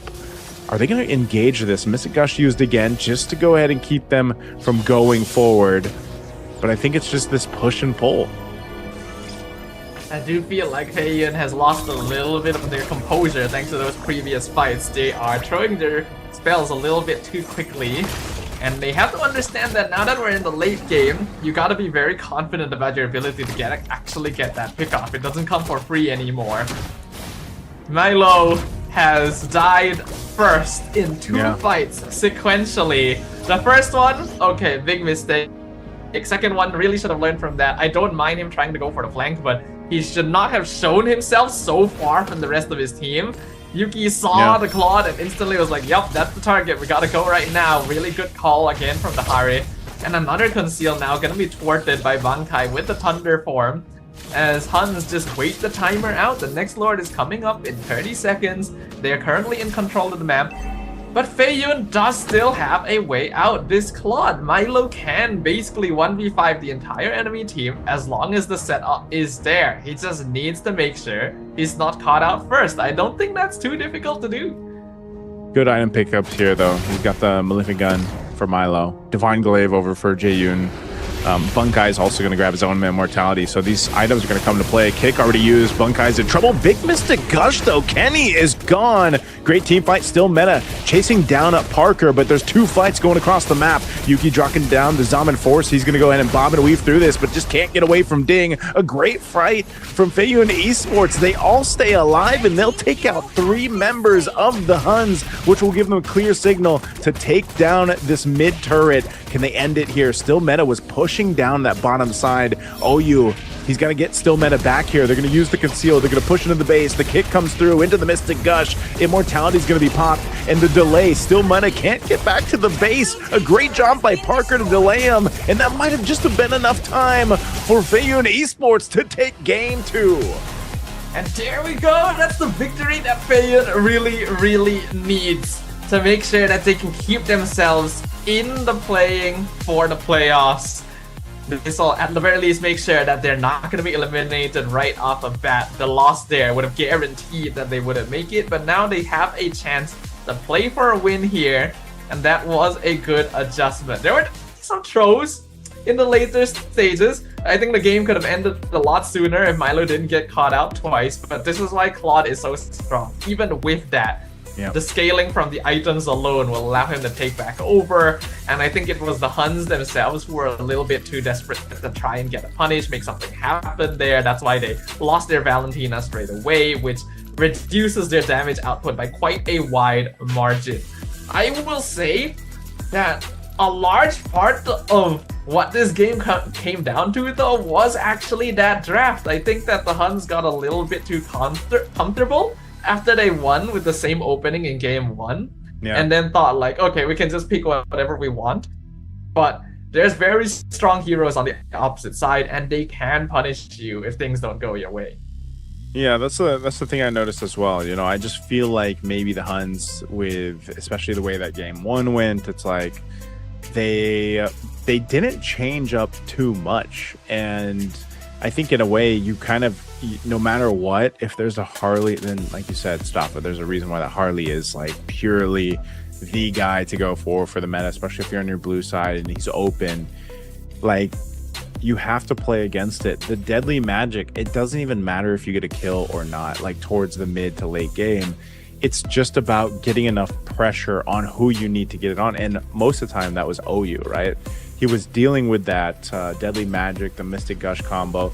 Really great last kick there, the Way of the Dragon that we saw from MZU1 too, to go ahead and make that happen. Because even with an Immortality and you have a Gord and a Harley working together, it serves that entire purpose. And that's why I pointed that out before we jumped in the game, was your game plan, if you're a Feiyun Esports, is to just go for a numbers advantage. And all that means is pick one target, take him out, and you then have an advantage of having your 5 members.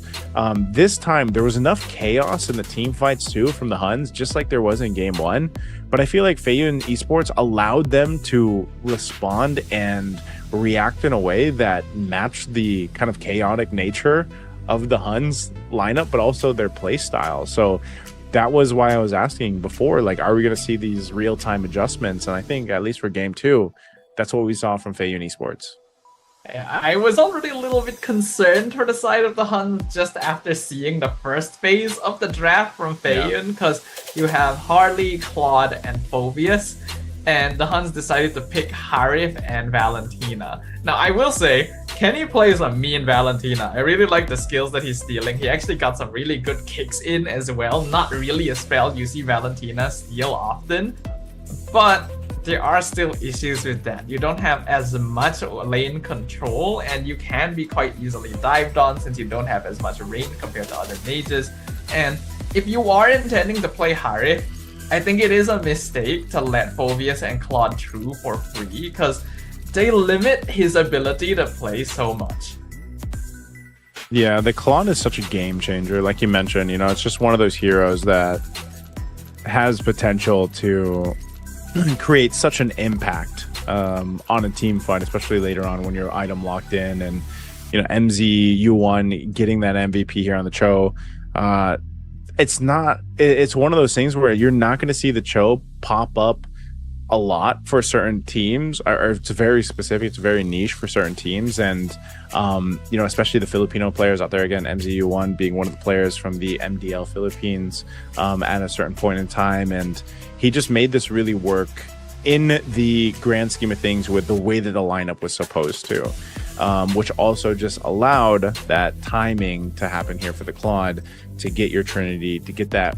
You know, I was a little worried though too, man, because when he picked up the Winter Crown and then like right away they got him to use the Winter Crown, like you mentioned, you know, I was like, oh no, that's not good.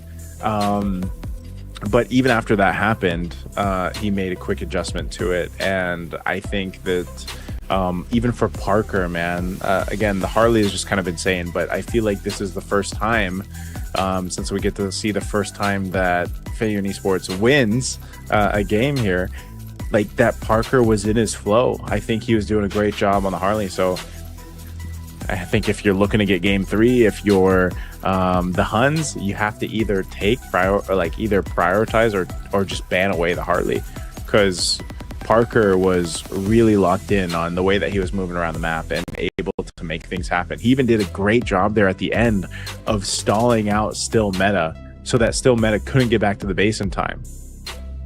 Yeah, I think Harley is honestly just a little bit too effective. It's the same case for Claude He's as OP. well. And I think these are 2 of the best heroes in the meta, just straight up. So much mobility, so much scaling. They get the poke you for free as well. Like you mentioned, deadly magic doesn't need to be deadly. The pressure alone is more than enough, and it's ranged as well, so it doesn't require a lot of committal from the Harley. So you basically have to trade these heroes.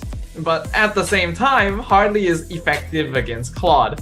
So I can understand why they may not have been willing to pick Claude once the Harley showed itself, but then you're just opening it up for both heroes to be locked in, and the Phoveus is still open as well. At that point, I think it would have been better not to pick Harif so early on and keep things a little bit more open. Then you can lock in a better late game marksman afterwards, right? We've already seen cases where heroes like Clint are being used to win lane against or carried are being used to win lane against Claude and are not necessarily as vulnerable to the Phoveus.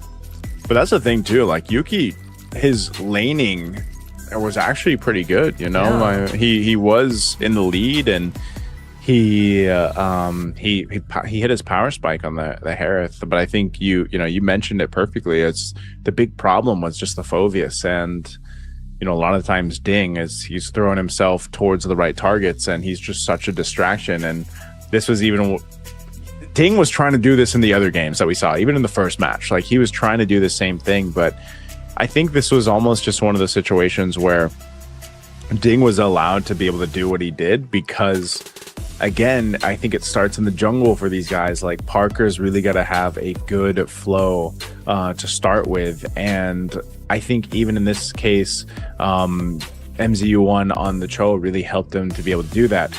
The Huns, maybe, like we were saying in the game, they really chose not to be too aggressive in the, let's say, the counter jungling or the early rotations.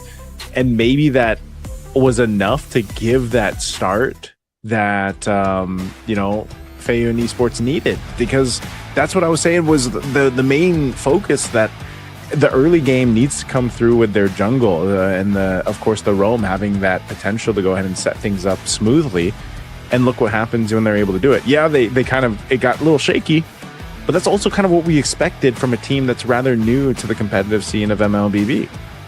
It was scrappy in general. There were mistakes being made on both sides, and definitely not a clean game. But I think it's a good observation as well, Prajunaisu, that compared to game 1, the Huns weren't trying to do any sort of funny business at level 1, level 2, even though they have a winning mid lane matchup. And it most likely is because they gave up 2 kills very early on in game 1. They were like, okay, we cannot let that happen again. Yeah. But with that lack of pressure, you are giving space to farm to this Harley, and I think this is the type of hero that you just can't be letting go for free. I think the Cho was also a really good pickup at the end there as a way to counteract what the Huns were going to be doing. And of course, it pairs well with the Gord and the Harley to just one-shot someone. And we know that MZU1 is able to play it. I would say that Cho is very much a flavor of Southeast Asia. There's not a lot of regions outside that regularly pick Cho compared to us MPL regions. So maybe a little less experience playing with it as well, because I don't think it was perfect. There were definitely more mistakes that could have been punished from the Cho. Many kicks in the wrong direction. It's just that the Huns gave away a bit too much.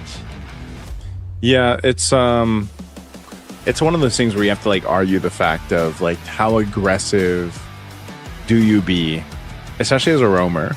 And I think we see this a lot on different regions. The way that let's say some of the more iconic roamers play, sometimes they're really awarded for their aggressiveness, and sometimes they tend to struggle and they get punished, right? So I think in that sense, it's you saw 2 very different versions of the way that the Huns wanted to go ahead and play in the early game with aggression, and maybe game 3 they go back to lean towards being more aggressive. Again, it was back-to-back Khalid games for OU, and but at the same time, I think it's just solved this way, man. You just ban the Harley as we jump into just jump into the draft here for game 3. I think that was a big sense of why they also weren't so aggressive, because you don't want to give that snowball potential to a Harley to scale up the way, and you could see it right away. They're going to go ahead and ban out the Harley and the Phoveus, 2 of the biggest heroes they had problems with in the previous game.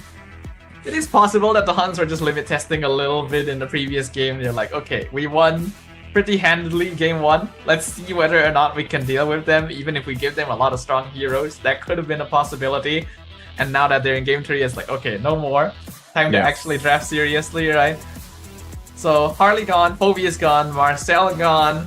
Now it is a little more possible to pick Harif again, but I do still think that Claude is generally better, and then you will still have access to like the Guinevere first, so you might have to make that decision. I wonder, priority-wise, since Harley is out, do you just get the Claude? Like, is that where we're going to see priority here?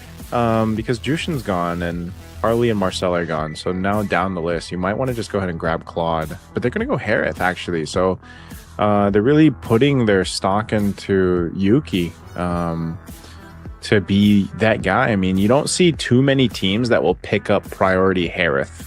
But you know, because I think there's also specific teams that just want to go ahead and get that Claude early on. But here it is, the answers: Suyo and Claude over for Feiyun. On that response, the Arlott comes through, and the Guinevere. They're playing with crowd control here, man. I mean, I like it. I think it's solid. Also, a deny pick just in case it comes out of Feiyun, since that final stat really messes with your Zaman Force gameplay. I agree with the Claude for sure. We've already pointed out multiple times how strong the hero is, but I am a little bit curious about the Suyo. I think picking him up this early makes him quite vulnerable, because yes, he is one of the best junglers in the meta, but he also has a good bit of counterplay. We literally saw it happen in the previous game when Still Meta was playing him and couldn't really walk up at all due to the amount of magic damage that was being thrown at him. They will pick up the Hylos, which I guess is alright, but I'm not too sure if I'm seeing the idea yet from Feiyun's side. Yeah, I think this is more so of also just the nature of the bans. They might as well go for this because you gotta almost approach this as we're gonna be thrown either like they're gonna be initiated on because there's an Arlott and a Guinevere already. Those two picks alone can start those fights if they want to, and I'm worried about the Hylos because you might be forced in this position where you're MZU1 and you're needing to use your Glorious Pathway more defensively than anything, or they burn out the Revitalize early on. You know, and also it depends on what roam, if they're going to match Revitalize roams from the Huns. Obviously, Arlott can still be flexed. Like, there is a way for the Arlott to be flexed. It's most likely going XP, but you know, that's one of the things is like you can actually just get out the Revitalize, get out the Glorious Pathway from the Hylos, and then kind of have this advantage where, again, utilizing a Guinevere, Spatial Migration, a Requiem combo will give space to Yuki to play into his Zaman Force. And his biggest problem, like we reiterated earlier on, stuff was just the phobia. So that's what I was saying. Like, you just solve those issues by just banning those heroes out. And, you know, for the Huns, they're in a good position to just go ahead and lock this in. And one idea that I am kind of thinking is that this Guinevere could still be flex as well. It's not something we see that often anymore since it is generally Guinevere jungle, but Guinevere roam is still very possible, and I think it's not a bad idea into the Hylos, since it's one of the longest forms of safe CC that you can get on one of the tankiest heroes in the game. And then if you do go Guinevere roam, then you can grab like Eve, Fredrin, which are very good combo duos with Arlott. Now, I don't think they're going to do that, because I don't feel like we've seen a tank jungle yet from the side of the Huns, but it could be a very strong team fight comp if that option is open. I'm wondering what happened there. It looks like there's potentially, I don't know if that was through the draft, but it looks like something definitly happened. I think we'll have to so. see if it's still the same picks or if there was maybe a glitch there. We'll get some information here in just a bit, but so far that's what we have to work on is those first phases coming through. And you know, that's one thing that you can look at is, again, I think in this case where you've got a Suyo as well, you should be able to go ahead and move around the map, like, you know, pretty quickly, pretty well. But there is a world, where the Guinevere is potentially flexed. The same thing can happen with the Arlott. anytime you really look at these kind of heroes that have this flexibility, you can play the upper hand there. So again, I don't know if what's going to change, but that's what we have so far. And Guinevere could be flexed, Arlott could be flexed. Either way, let's just say it's Guinevere jungle, Arlott in the XP lane, and then Yuki having that space. Like, and because the Phobius is gone, you got to figure out a way, if you're Feiyun Esports, to deal with now Yuki, because Ding was the guy on the Phobius to deal with him entirely from the previous one. So that's, I think, something that is the glaring step for Feiyun Esports to deal with in this draft. Because even in the lane matchup, man, like we were talking about that, like the lane matchup, Yuki is the more winningest gold laner in that matchup right now against Milo. And it seems like the Harith is the comfort choice for him. Yeah, that's the reason why they would even go for it in the first pick position, right? Phobius is definitely the best meta counter to Harith right now. So with him gone, there's not a lot of good choices beyond that. I do still think Claude actually does quite well. You could argue for a world where we don't need to worry too much about the Harith because Claude just outscales him anyway, as long as the game lasts long enough. Other counters would be, we haven't seen much of Esmeralda anymore. Mincitar is a funny pick that has shown up a couple times in NPL MY, but I think that's purely because of Diablo. So I'm trying to think as well what would be solid for them to deal with it. I honestly think that Claude by himself is okay. But I do wish that it was a Leomord instead of a Suyo. Yeah. You like the Leomord more? Is that why? Or I think just in this case kind of busted. Yeah. Suyo is, I feel like in the sense that, so you could say like the same for Suyo though. Like he's got enough mobility, he's got enough damage. It can, and I guess if you also look at this again, I'm really hoping that it's that first phase that we saw is still the case, but it's like even the high-lows, if he doesn't have to be so defensive with his Glorious Pathway, it actually really helps you set things up with your Suyo to have that, you know, again, that slow and the stun that comes with it, and then you layer it in with your stun that you have on the Suyo, plus the damage output with the Soul Sever. There's so many ways for them to get picks with that kit alone. So maybe that's part of the game plan that they're running with. My argument to it is that we already know Suyo is more vulnerable to magic damage compared to physical, so that's already one disadvantage. And then when we consider Phantom Steed, Leomord is just generally a lot bulkier, which means that he's a lot better at diving, and he can be paired up well with the Glorious Pathway. I'd argue even better, because Suyo, if he misses his abilities, he's just kind of in a bad spot. But it looks like it's gonna be the Khalid Zetian to finish things off for the Huns. Okay, we got our answer, man. I want to say I'm not surprised that they went the Khalid again, back to back. So, but I think they'll just change their game plan. I think we might even see the Huns be more aggressive, just like they were in game one for this. So for Feiyun Esports, they pick up the Gourd this time. That seems to be really comfort for Jaeyun. What are they going to pair this up with in the XP lane? They're going to be up against a Arlott.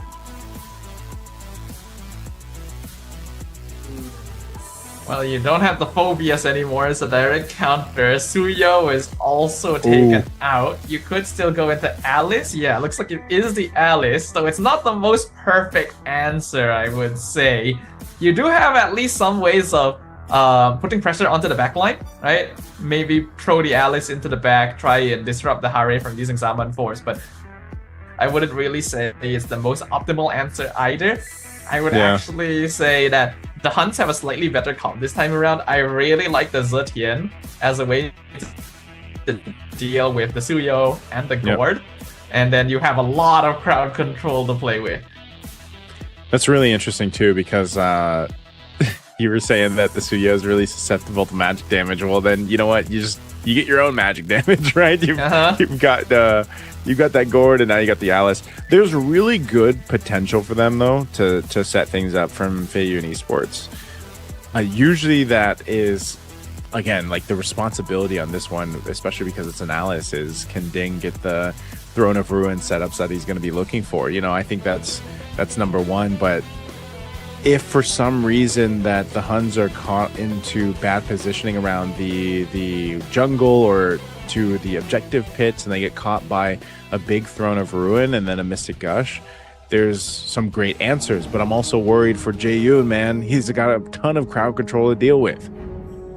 5 seconds till the Yeah, end he's of gonna be the very game. vulnerable, just standing still there. The Fury of the Phoenix, timed correctly, will cancel any sort of Mystic Gush that he tries to play with, and he doesn't have quite as good setup like the Cho this time around. So we will see whether or not Feiyun is able to adjust to this situation. They already got one win. They've brought us to a full series.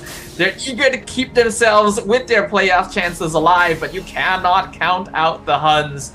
They've changed things up. They've brought out the big guns. It's time to say who is going to come out on top this time.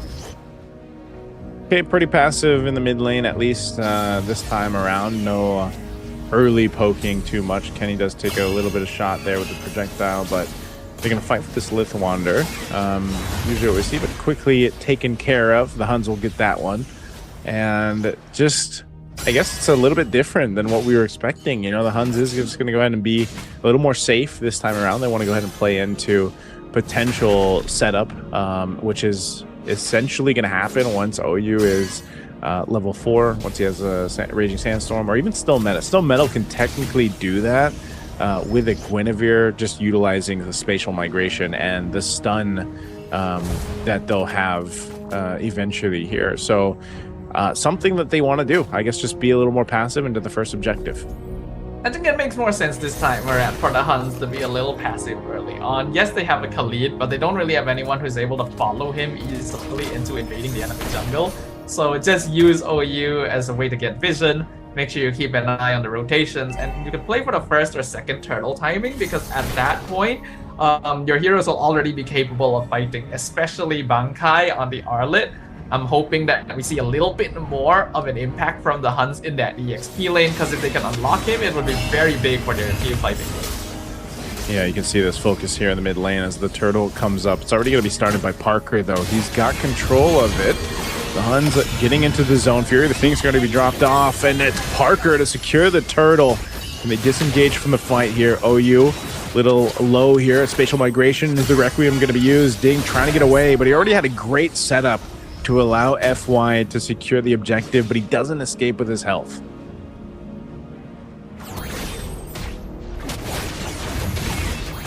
He's back. Flying Clouds, bringing him in. Okay, they're good. They're gonna actually pay attacks here. It looks like, you know, the turtle secured by FY, but a little bit here yeah, now. The Huns will take that one.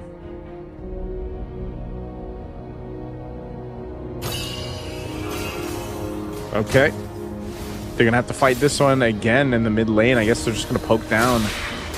Oh man, he gets stunned.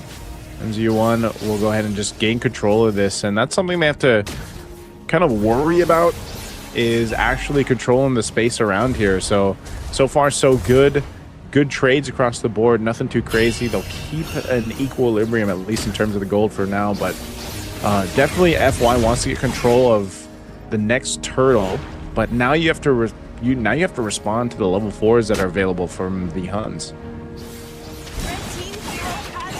Yeah, oh, and Yuki actually gets a pick off in the bot lane. So already a good start for the Huns, and winning out lane prio there is going to be very useful as well to let the Harik hit his power spike early. We already know how quickly Yuki is able to farm as well. Even last game we were kind of confused about how he got so much more of a gold advantage. This is just going to increase that even further. And that is the timing that the Huns wants to play for. I think at this point they recognize that they're not going to have as strong late game scaling compared to Feiyun, since the Claude is still ridiculous in terms of that late game. So the goal is to try and snowball off of this early mid, end the game before that timing can happen. At least that's what I hope they're going to be doing. Well, let's see. Second turtle of the game's up. Parker just around the corner. Bunkai will hold this We're going to see where Bunkai, if he's going to be the one to engage or they utilize OU. It's either going to be a Final Slash or a Raging Sandstorm. Half health on that. Fury Phoenix going to be used already. They're going to collapse down. Jaeyoon can't get away. Meanwhile, across with the turtle, it's not secured, but they zone out the right members. The Huns still looking to go ahead and re-engage. Does Feiyun Esports want to go for this? They pop the Blazing, do it from Milo. They're going to be jumping forward again. Parker will get the turtle. Fight still breaking out. Milo going to rejoin in the fight. Zaman Force already dropped down 2 from Yuki as he picked up another kill. They're quite low. Flying Cloud's going to bring Jaeyoon back to this. They've got to get out of here, but FY running them down, chasing them down. They'll get a flicker down, and they're looking for more. Kenny still alive, though. So FY, turtle secured and some kills. Are they looking to take the purple here, too? They do. They are able to go ahead and secure that as well. I do think that's a bit of a missed call from the Huns right there. One look at this team comp and you already know which side is coming out on top in an extended battle. That fight lasted way too long for the Huns' more burst cooldown based comp to actually come out on top. I think they started well. Bunkai bought a lot of time by pulling the Hylos away and to allow the rest of his team to do their thing. But you can see that Harif is... Oh, not Yuki! Yuki getting caught. Mystic Gush, man. That's a damage. Yeah, that is very not ideal. Yeah, this early on, Harif doesn't quite have enough damage yet. He nets that second item, ideally third item, before he starts hitting like a truck. And because of that, they don't... Oh. Okay, he's okay. Oh, you should be fine in that one. But yeah, the Huns need to recognize they are not good at extended team fights. They need to make sure that the fight ends quickly, and if it doesn't, to just disengage, get whatever you can, and respect the spacing. Yeah, and the crazy thing is because it's flying clouds, like the team fights can extend and extend and extend, you know, and that's something that they have to be kind of aware of, especially with when their power spike happens here with this kind of composition. They really haven't been able to secure the turtles yet. It's all been Feiyun Esports. They've got 2. The third one's going to be spawning. They'll rotate forward. This is Parker. Probably going to get his purple buff first. He's definitely, they can delay it if they want to. Oracle picked up here by Bunkai. They're going to keep Yuki up top. So they might actually just choose to not full-on fight this, or he's going to trade a turtle out for a turret, but it looks like he's going to rotate down. They're going to force a fight anyway. Mystic Gush already going to be utilized by Jaeyoon as they fight for the turtle. They'll secure it as he's trying to get away. Bunkai has to flicker, and it just seems like there was a disconnect on what the Huns wanted to do. I don't think they want to re-engage here. Requiem are going to be used, though. They're going to go for it. Fury the Phoenix drop down 2. They are quite low. NZ1 first to fall. Blazing Duet going to be utilized as Milo will fall instead. And now Yuki gets a double. He's going to be trying to go for the triple. He's on the run. Ding. A sliver of HP, but a good projectile will stop the Huns in their tracks. I gotta say, I'm kind of shocked that they were able to turn around and win that one. I think it was largely because Yuki was able to show up, but I agree with you. I think there was a little bit of confusion about what they wanted to do first. They had Yuki pushing up the top lane. At that point, it's like, okay, then probably shouldn't fight for the turtle, right? Yeah. If they wanted to reset it, I can understand, but you don't really have the right heroes to do that safely. So because of that, Feiyun were able to start the fight before Yuki could show up. And then at that point, since it's not going too well, I feel like you should just tell Yuki, stay top, push the tower and farm, and we'll just, you know, accept maybe sacrificing one person if necessary. He did end up coming out on top with the 2 kills, but some weird decisions, I think. Oh, Bunkai. He goes in, still surviving amidst it all. Fury the Phoenix going to use 2. Bunkai's still alive for now. Here to use the setup that he was looking for as Ding gets counter punched into the face. And they're going to be able to find another as MZU1 falls too. What a turnaround fight there. What a way to stay alive from Bunkai. I mean, it is the Arlet. You get a lot of healing, and honestly, I think even Feiyun was surprised that he was able to get out of that one. Yuki is now officially at full velocity. This Harif is going to be a big issue in most of these fights with a 5 and 1 KDA. And this is where the Huns can really fight. Before this, I was saying, yeah, they probably should avoid taking extended team fights. Now he can actually afford to do so with a couple of items under their belt. It really comes down to who is able to get those executions first. Both sides have pretty good bursts. They have some catch here and there. I think that it's still a little bit easier for the Fei Yun side to just run down. But the Huns have shown that they're comfortable on the heroes they're playing, and now they're gonna try and contest for the Lord again. Wow, they're really pushing this one. Less than half health on Lord. Glorious Pathway are going to be dropped down. Fear of the Phoenix too. They're going to crowd around, and Parker will get the Lord. They're looking to capitalize on the fight here too. It's split up 3 ways across the map. Jae-yoon's going to fall into Bunkai. He picks up 1. Milo on the run, but he's got 3 following him. He does get out with the BMI, so far the 1-for-1 trade, but a good pickup for the Lord for Fei Yun Esports. His fights are really scrappy, man. Bunkai went for the backline straight away.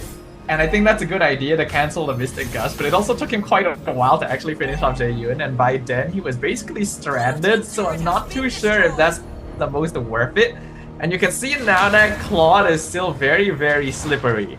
Unless they really catch him off guard, the Huns are not taking him out particularly quickly, and because of that, FY can still win out a lot of these fights. Really good use of the Glorious Pathway to confirm that they get the mid-tier 1 Mystic. Gosh, gonna take Yuki to very low HP.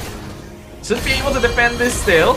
Oh, they catch Parker. I don't think they were expecting Parker, or I don't think they were expecting Still Meta to be there, so Parker goes down, and Engage comes through. Fear of the Phoenix after the Raging Sandstorm. They're going to be cleaning up another kill on Jae-yoon. I think to chase further, they will take the purple buff. They do get a stun out with a vengeance. Milo tries to get away. He does with the BMI, but a final slash comes through as well. But he uses the blazing duet to be able to get away with his life. A turnaround for the Huns right now as they now are at the tier 2 in the mid lane for FY, but FY is still healthy enough to defend. They just can't lose anybody else. So still equilibrium across the board here in terms of gold. They want to hold on to this tier 2 turret. They don't want to lose it, and they're back in action. These are just really messy fights in general. I think we already saw it throughout this series today, but here in game number 3, it's really being emphasized just how messy these fights can be. There's a lot of mistakes being made, some missed calls, players not necessarily being on the same stage, and generally fights being won out purely by the hero's kit itself. Yeah. It's a little hard to analyze because the decision making is all over the place. But there's always 3 fights going on at once. Yeah. It's like, okay, yes, dive the back line, that's good, but maybe think a little bit about how the big picture is going on, you know? Like, is it really worth you dying for this one? Can your team actually win if you're not part of it and like separating this one guy who may not necessarily be the most important target? Well, I'd much rather have this than what we saw in match 1, man, where Fair it was enough. a 14k lead. Right now, Glorious Pathway drop. They want to go for Yuki. Yuki has the space, but a Throne of Ruins going to be able to catch him out. Fear of the Phoenix, and now onto the backside, it's Jae-yoon that gets caught out by the Requiem, and Parker falls as well. It's a break dance in the jungle, it feels like. There's things happening all over the place as Still Meta gets shut down. Yuki takes out Milo. 3 fall for Fei Yun, and Ding could be next as he's going to be chased down by OU. He does have the Gleam to be able to get away, but the team might be able to catch him. Kenny, there in the mid lane. Ding has nowhere to go. They're actually just going to maybe ignore him or look to kill Ding before they get this Lord here, so they finally get it as Kenny capitalizes the kill, and even without their jungle, they're going to go for this Lord take. Should be free. There's literally no one left alive to deal with it for them, so the Huns are going to be able to secure this, start pushing lanes with it. I actually don't think that was a bad call from the side of Fei Yun Esports. Like, you see Yuki really far out, you commit resources. Now, this is probably a bit of a mistake to be this close. Yeah, NGU1, I think he just wanted to see or like get some information, but he ends up dying instead. And so now they're not going to have NGU1 at least for the push towards the base. But good thing for them, they still do maintain the tier 2 turrets. So at most, we might see a little bit of damage to the base turrets of Fei Yun Esports, but they should still be okay. Fei Yun will be up actually in just a bit here. So really good timing on that. Again, he's got to revitalize into this. Lord's going to go ahead and charge in to that tier 2 mid turret. while the Huns walks through on all the lanes to push this one in. Feiyun Esports, they've got great clear potential, great defensive potential, especially with the Gord on their side. This mid turret, though, is gonna go down. Half health on the Lord left. They'll choose to go ahead and just go ahead and clear that out. Right now, that's all the Huns get. I think that's perfectly fine, though. Really good defense from Feiyun. There are more minion waves streaking in, but I don't think it's worth the risk unless they get a really good setup. They're gonna go for it anyway. Fear of the Phoenix, Stone of Ruin, all thrown out here. They have to get away. The turret didn't go down, so not the initiation that they wanted. So the Huns now on the retreat. Feiyun looking to run them out of the jungle. It looks like they'll be just fine. Not sure what the Huns wanted to do there with Bunkai.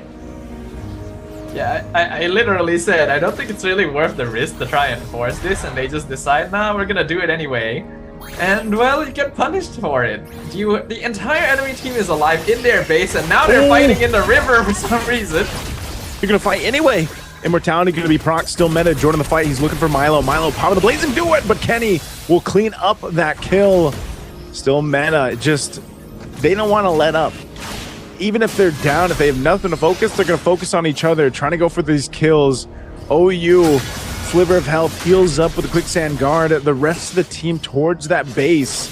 Ding just doing his own thing. He's going to be able to gleam on through, but the rest of the team is now a part of it, so Ding won't be able to escape this one. Gets thrown in the air, tossed in the air, and finally it killed Yuki. 9-1-5. Luckily for Feiyun Esports, the Lord is still 35 seconds away, so they should be able to stall it out. They just can't keep throwing themselves at the Huns. Yeah, I am scratching my head a little bit about this one, Naisu. In the previous couple games, we did say these teams were a little passive sometimes, but this ain't passive at all. Mystic Gush, final /2. The turret still stands. So it's Feiyun Esports to punish the Huns. What happened for the Huns? They didn't have to force the fight under the turret, and now it's Bunkai on the run. He's gonna get stunned, soul severed to death as Jaehoon picks up a kill. And all this as the Lord is now up. Oh, what are they doing, Naisu? I don't know what they're doing. Literally, why would you push that? Why would Yuki be standing that far up again?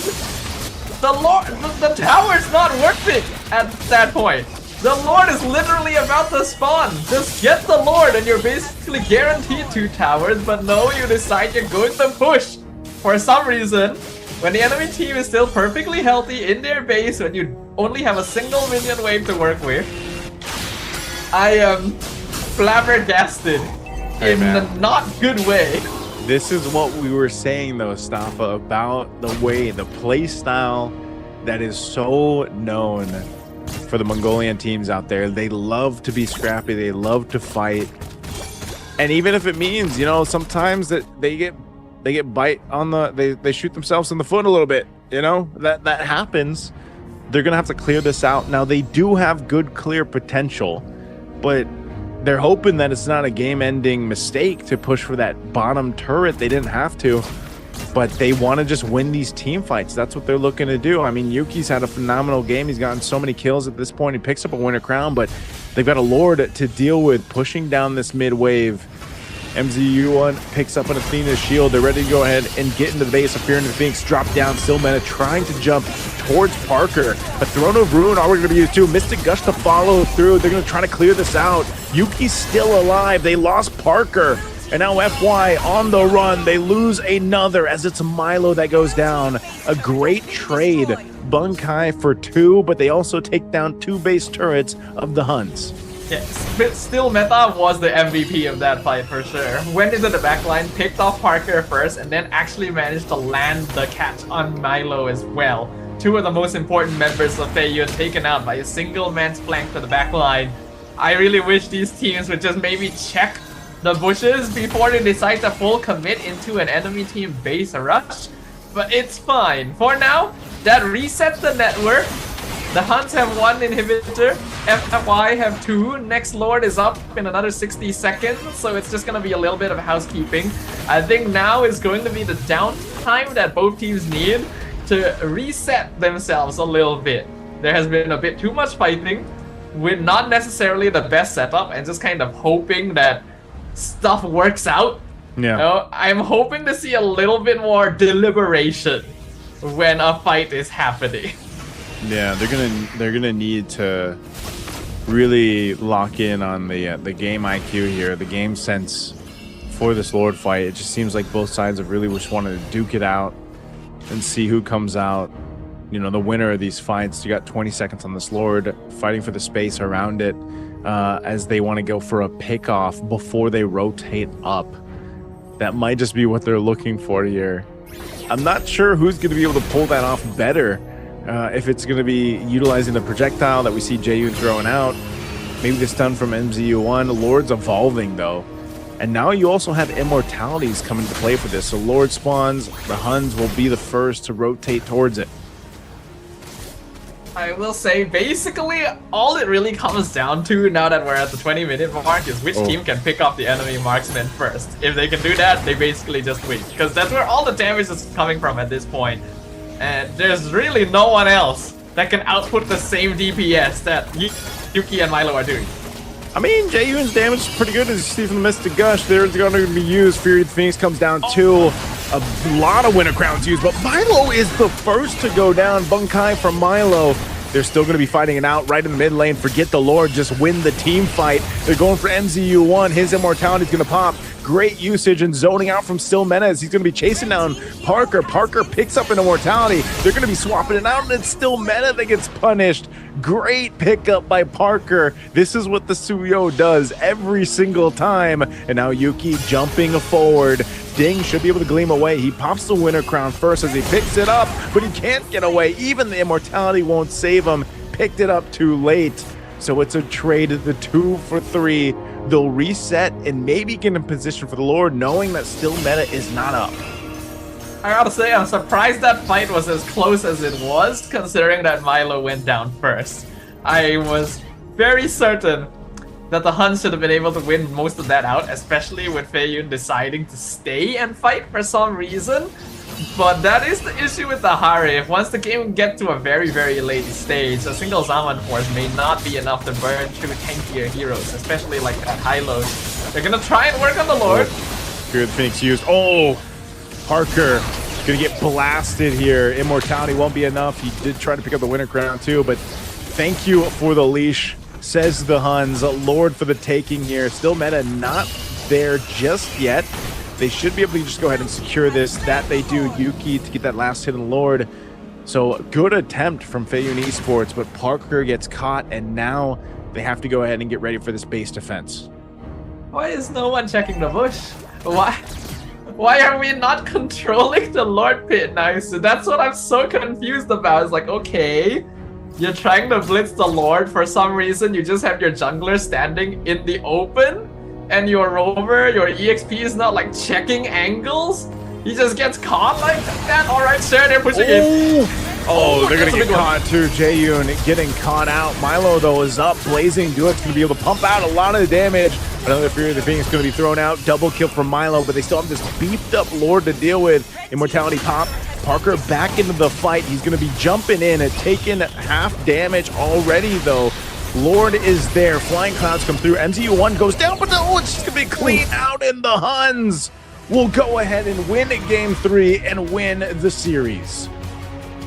Well, despite the messiness of everything, the Huns were able to close things out at the end. And it felt like there was a lot of disrespect, especially in that attempted Lord take that I just highlighted. But in the base defense as well, you can see that Yuki was able to play around the back line particularly safely. I think that for the side of Feiyun, once the Mystic Gush is gone, all of their damage basically relies on Milo, and if they're able to pick off the Claude, then the Huns are able to come out on top most of the time. We can see that Yuki is quite comfortable in the Harif. That's probably why they're willing to pick it up so early on. But I do think that if it was the Claude on their side instead, the game would not be quite as difficult. Yeah, that was one of the scrappier games I've seen in a minute, man. Yep. And I guess in a way too, it's kind of what we thought this series would be. I'm still really happy with the way that the series developed, because even for Feiyun Esports, like, you clearly saw at least an improvement from their first match. And, you know, the first match, again, if you missed it, very dominant for YBG.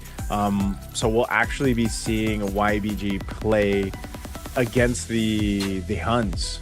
So I don't know, even watching that stuff, I'm thinking, like, the HUNS, the way that they played, if they play that style against YBG, they're gonna get punished as well.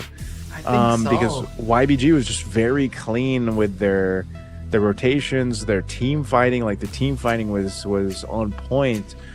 Or also, maybe, like, let's think about some of the madness there. Maybe that kind of gameplay, that chaoticness, maybe it'll throw off a team like YBG, you know? But when you have two teams doing that, and you kind of throw logic out of the window a little bit, and you're just like, you know what? May the best team win in these team fights. That's kind of what we saw in Game 3. There's definitely situations where teams form a bit of a rock, paper, scissors relationship with each other, where beating one team may not necessarily mean being stronger than another. But I do kind of share your thoughts about how YBG definitely felt the most disciplined, the most confident out of all the teams in terms of direction, gameplay, and communication. So it's going to be interesting to see what happens when they do go up against the HUNS. And I think what also makes it very, very interesting is that with that loss, it's basically all for sure that Feiyun is not going to be claiming that playoff spot, which means that this last match is what will determine it. The winner of the last match will be the one that moves forward. Yeah, it's you know, unfortunate for Feiyun Esports, but again, we kind of, you know, when you're one of these newer regions, newer teams competing into the, especially like an international tournament like this, a championship tour here for East Asia, it's really hard, I feel like, for these teams who haven't had the opportunity to play too much or get those reps in against, you know, playing against other international teams, to really be at that level that some of these teams are. Even again, when you have like some individual experiences or veterancy for some of the players, you know, unfortunately that doesn't play out in the actual grand scheme of things, because again, it's a 5-man game. You need that team synergy to really work here. I mean, think about how many kills this game had alone, Staffa, right? 29-15 at 23-minute mark. Like, that's kind of insane from what we usually see. But again, it's one of those things where Feiyun Esports, I feel like they are still trying to figure out their best play style, the best way that they want to go and approach these team fights. Again, there was some questionable initiations, even from Ding. MZU1 really tried to utilize what he could with Glorious Pathways and the Hylos. Milo was really impressive. I will say, you know, for Milo on the Claude that we've got to see him play, he was really impressive. It's just, even there was times where it's like, Milo, you're getting blasted, man. Why are you there? You know? And so hopefully they can bounce back and continue to take this experience and improve in the future. But our MVP for Game 3 is going to be Kenny here on the Zetian. The Zetian continues to be one of those heroes where you just keep taking damage from her without really noticing. And as long as you position correctly, you are always going to be a threat in those team fights. It's a very similar case to Eve. I do feel like the timing on the Fury of the Phoenix could have been a little better sometimes. And like actually combined with the rest of the setup from the team, because there were moments where like you could see a big raging sandstorm and the Phoenix comes out just a little bit too late to actually connect the CC chain. But I would say that overall this was a good pick. I already liked it when I saw it in the draft. I think Kenny piloted it well. I honestly thought that the MVP would be Yuki, because that Harif also played incredibly well. You know, he got picked up from time to time, but he was basically the main DPS source most of the game. Yeah, it's there's a reason why I feel like the Harith was, you know, going to be priority, or like something that they really wanted to play into. And you could see that, like you could see that throughout the series that we got to see for the HUNS, the way that they played around the team fights, the way that Yuki plays the Harith.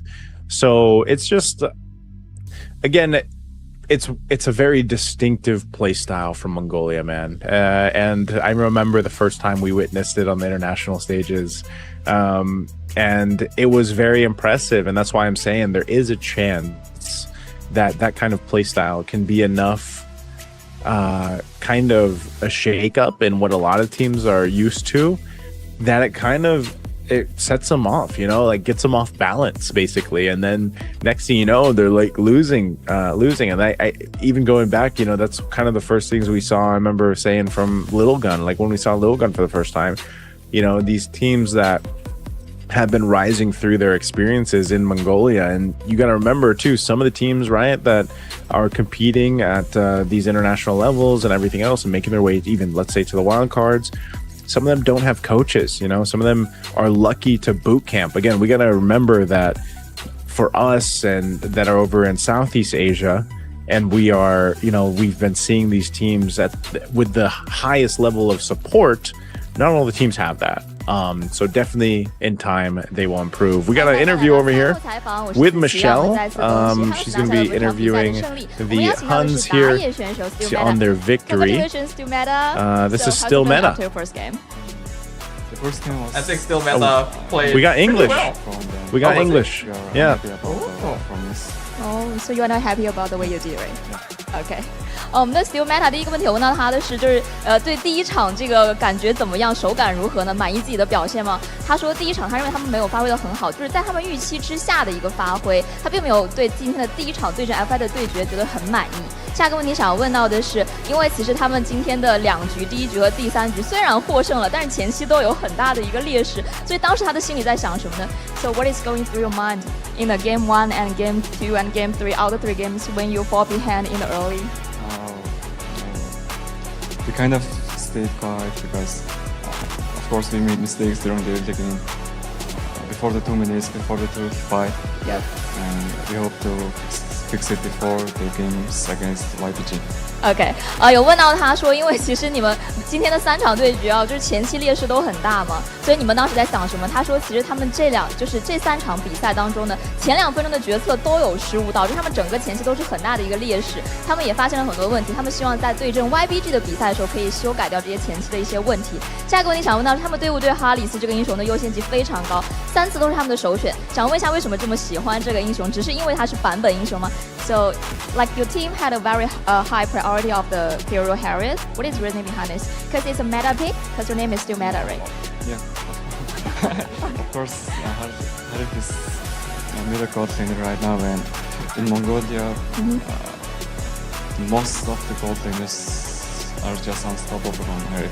OK， 有问到他说，因为就是哈里斯为什么在你队里的优先级这么高？是不是因为他是一个很 meta 很版本的选择？因为我们知道他的名字叫 Still Meta， 然后他说确实有这个原因的考虑，因为在他们蒙古赛区，就是这个英雄哈里斯可以说是所有队伍目前优先级最高的一个英雄，因为他在团战当中是比较势不可挡的，他后期发育起来也是非常厉害的。最后一个问题想要问到他的是，他们怎么样期待一下下一场对阵 YBG 的比赛呢？有没有哪个选手他们认为他们可能需要额外注意 ？So what is your expectations towards the next game versus YBG? Any player you think you need to pay much more attention to? I think as a jungler, I need to gank Fish God. Oh, why Fish God? Because I think he's the star player of YBG. OK， 然后我有问到他，他说下一场的话，他觉得他们要额外小心一下鱼神。我问他为什么鱼神，他认为鱼神是 YBG 的明星选手，所以也非常期待他们下一场的精彩对决。也非常感谢 Still Meta， 以上就是我们赛后采访的全部内容了，大家可以稍事休息一下，精彩的比赛马上回来。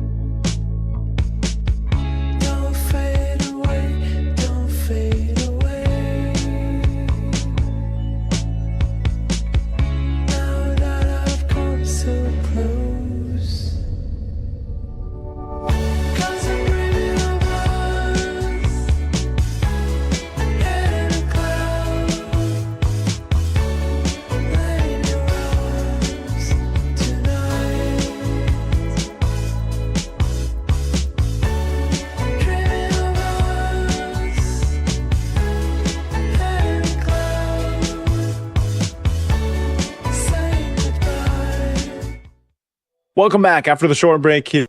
This is the Mobile Legends Bang Bang MCT East Asia tournament, the championship tour that we have going on right now. The battle for the spots, not just any spots, but the MSC and also the wild card positions. Now, we've had 3 teams that we've gotten to see duke it out in the plans.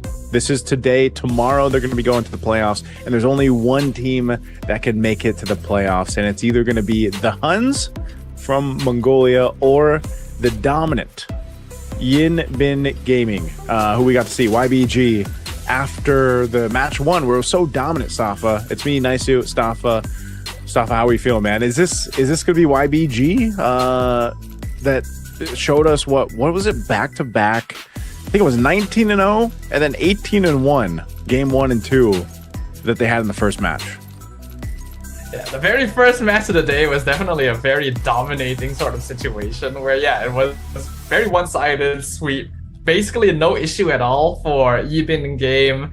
Whereas match 2 definitely felt closer. It was very, very scrappy. Both teams were definitely making some mistakes here and there, back and forth, trading bodies left and right. So if we're just basing it off of that alone, logically speaking, it should be Yibin game who comes out on top based on cleaner gameplay. Yeah. But like you've already brought up before, there's no guarantee of that, right? There's a possibility that this chaoticness is what is needed to maybe mess up YBG's gameplay. So that is something that we need to watch to find out. Yeah, I think there's, I guess in a way that I'm going to look at this stuff as like, this is a test to see if they're that dominant, because I almost want to say like match 1 was there's this advantage that they had where, again, YBG is a team that, they've had definitely more reps and they've had more experience, and going against a team like they did with Favorite Esports, who is rather new, let's just go ahead and say that, because South Korea being one of the newer regions in competitive MLBB, there was probably a mismatch there in terms of experience and being able to work as a team, and that's why it was so dominant. But I think you look at what we saw from the last match and you saw what the HUNS are capable of doing. Maybe this third match, or third and final match for today, will be very different. Maybe we get to go for the 3 games again, but I think this is going to be a true test against YBG, just to see if they're that dominant or not, and I think it also gives us a good glimpse into what potentially we see in the playoffs. Regardless of what happens, though, most likely, unless there's a little bit of an interesting situation with the points here, the winner of this last match should be the most likely to make it into the playoffs, right? So this is going to be a match with that on the line, since there is only that one singular slot. Unfortunately, after 2 losses, Feiyun most likely going to be eliminated here. I think it was a good showing from them, but there's definitely still a lot of work to do, which is understandable of a developing and pretty new region to the MLB ecosystem. But yeah, this is now going to be the battle between 2 sides who do have a little bit of experience, a little bit of veterancy, even if the players themselves haven't shown up that much internationally. They've shown us that they are capable, and now they will face off. What do you think the biggest priority, or like the biggest hero contested between these 2 teams as we look at their lineups once again for the day? Biggest hero contestant, huh? Marcel is top of the list. For YBG specifically, it doesn't seem to be as prioritized for the HUNS, though that could be because it was banned out fairly often. And then I think Claude is quite popular in general, though it looks like the HUNS does prefer Harry. So there are definitely personal preferences going on between these teams. Yeah, I was gonna say probably the Claude that I can think of, and also probably the Harley to an extent too. Again, most teams, if they didn't want to deal with it, then what they do is they just end up banning it out. I think teams also have to be kind of cautious about if it is going to be Harith, like we saw earlier. You want to take out the Phobius in the bans. There's a lot of things already that have kind of come to show crazy in terms of To the HUNS Esports. going against the meta, you know, or going against what we're used to seeing. I think there just really hasn't been much of a deviation from it, which is fine. It's expected, especially when you're fighting for that playoff spot, because Mid laner, again, only Yuki. one of these teams out of the three The can move roamer, forward. Oil. And you know, mid for this laner, entire run of the Kenny. tournament, the 3 days, there's 6 Jungler teams still competing. meta. Four And of the them next laner, essentially will Buntai. go off to MSC. That's basically what it is. You know, 4 teams are going to go there. You just have one team getting to that direct spot to MSC's group stage, but then you have the other 3 fighting off in the wild cards. And then I think even when we look at the wild cards, like how many teams are actually for the wild card spot? I think it's, let's see, we got 1, 2, 3, 4. Oh, 10 teams. I believe it's 10 teams that'll be 接下来 fighting 让 out 我 in 们 the 有 wild 请 card. 宜宾 Gaming。 So 3 of the 10 come from here, from our MCT East Asia. 欢迎 Well, 今 there 天 are 的选手 several 刘一 regions 喜。 competing here, so it's 辅助选手 understandable, but it Swift is quite impressive to see 中路 so 选 many 手 MSC Unicorn and wildcard slots 打野 being 选手 decided in a LYC single tournament. 以及我 And 们 that 的经 makes 验 it 路 even 选手 more Fishbone so important for these squads now to be able to claim one of 接 those 下来 for 让我们有请双 themselves 方 because 教练登场。 there is only that Let's give up one to both spot coaches. left.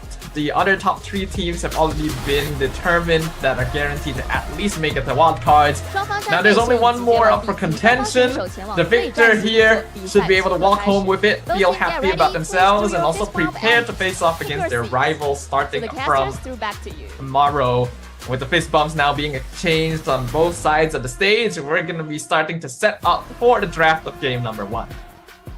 Yeah, and again, at this point, both these teams are what I would say essentially warmed up. Obviously, the HUNS, they're like, if you want to talk about momentum and like, since they literally just played 3 games, they've got the, you know, the warmth to go ahead and bring into this series. But I think for someone like YBG, the way that they played, the way that they showed us, even looking at their previous qualifier and run up to this point, again, YBG, they have been a team to go ahead and you know, defeat some pretty big names that we've seen at least come out from the China region in general over the past year or 2.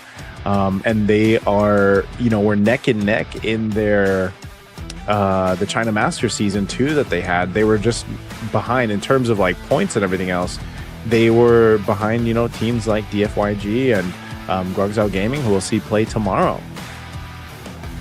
Yeah, I think people are probably a little bit surprised by Yibin Games' appearance here because, yeah, like you highlighted, they ended their regular season in 3rd place, right behind Guangzhou Gaming and Dianfeng Yaoguai, who has become a much more familiar household name in the MLBB ecosystem ever since their recent performance as one of the main representatives of China. But Yibin Game was able to secure that away from them, even taking the upper bracket path into their own grand final. So they're definitely not a team to be counted out, and we already got to witness that firsthand in the very first match of the day. I'm hoping we get to see more of that style of gameplay, you know? Maybe what would be nice is if the HUNS can challenge them a little bit. Let us see what else is hiding in the back pocket for this squad who dominated match 1 so easily.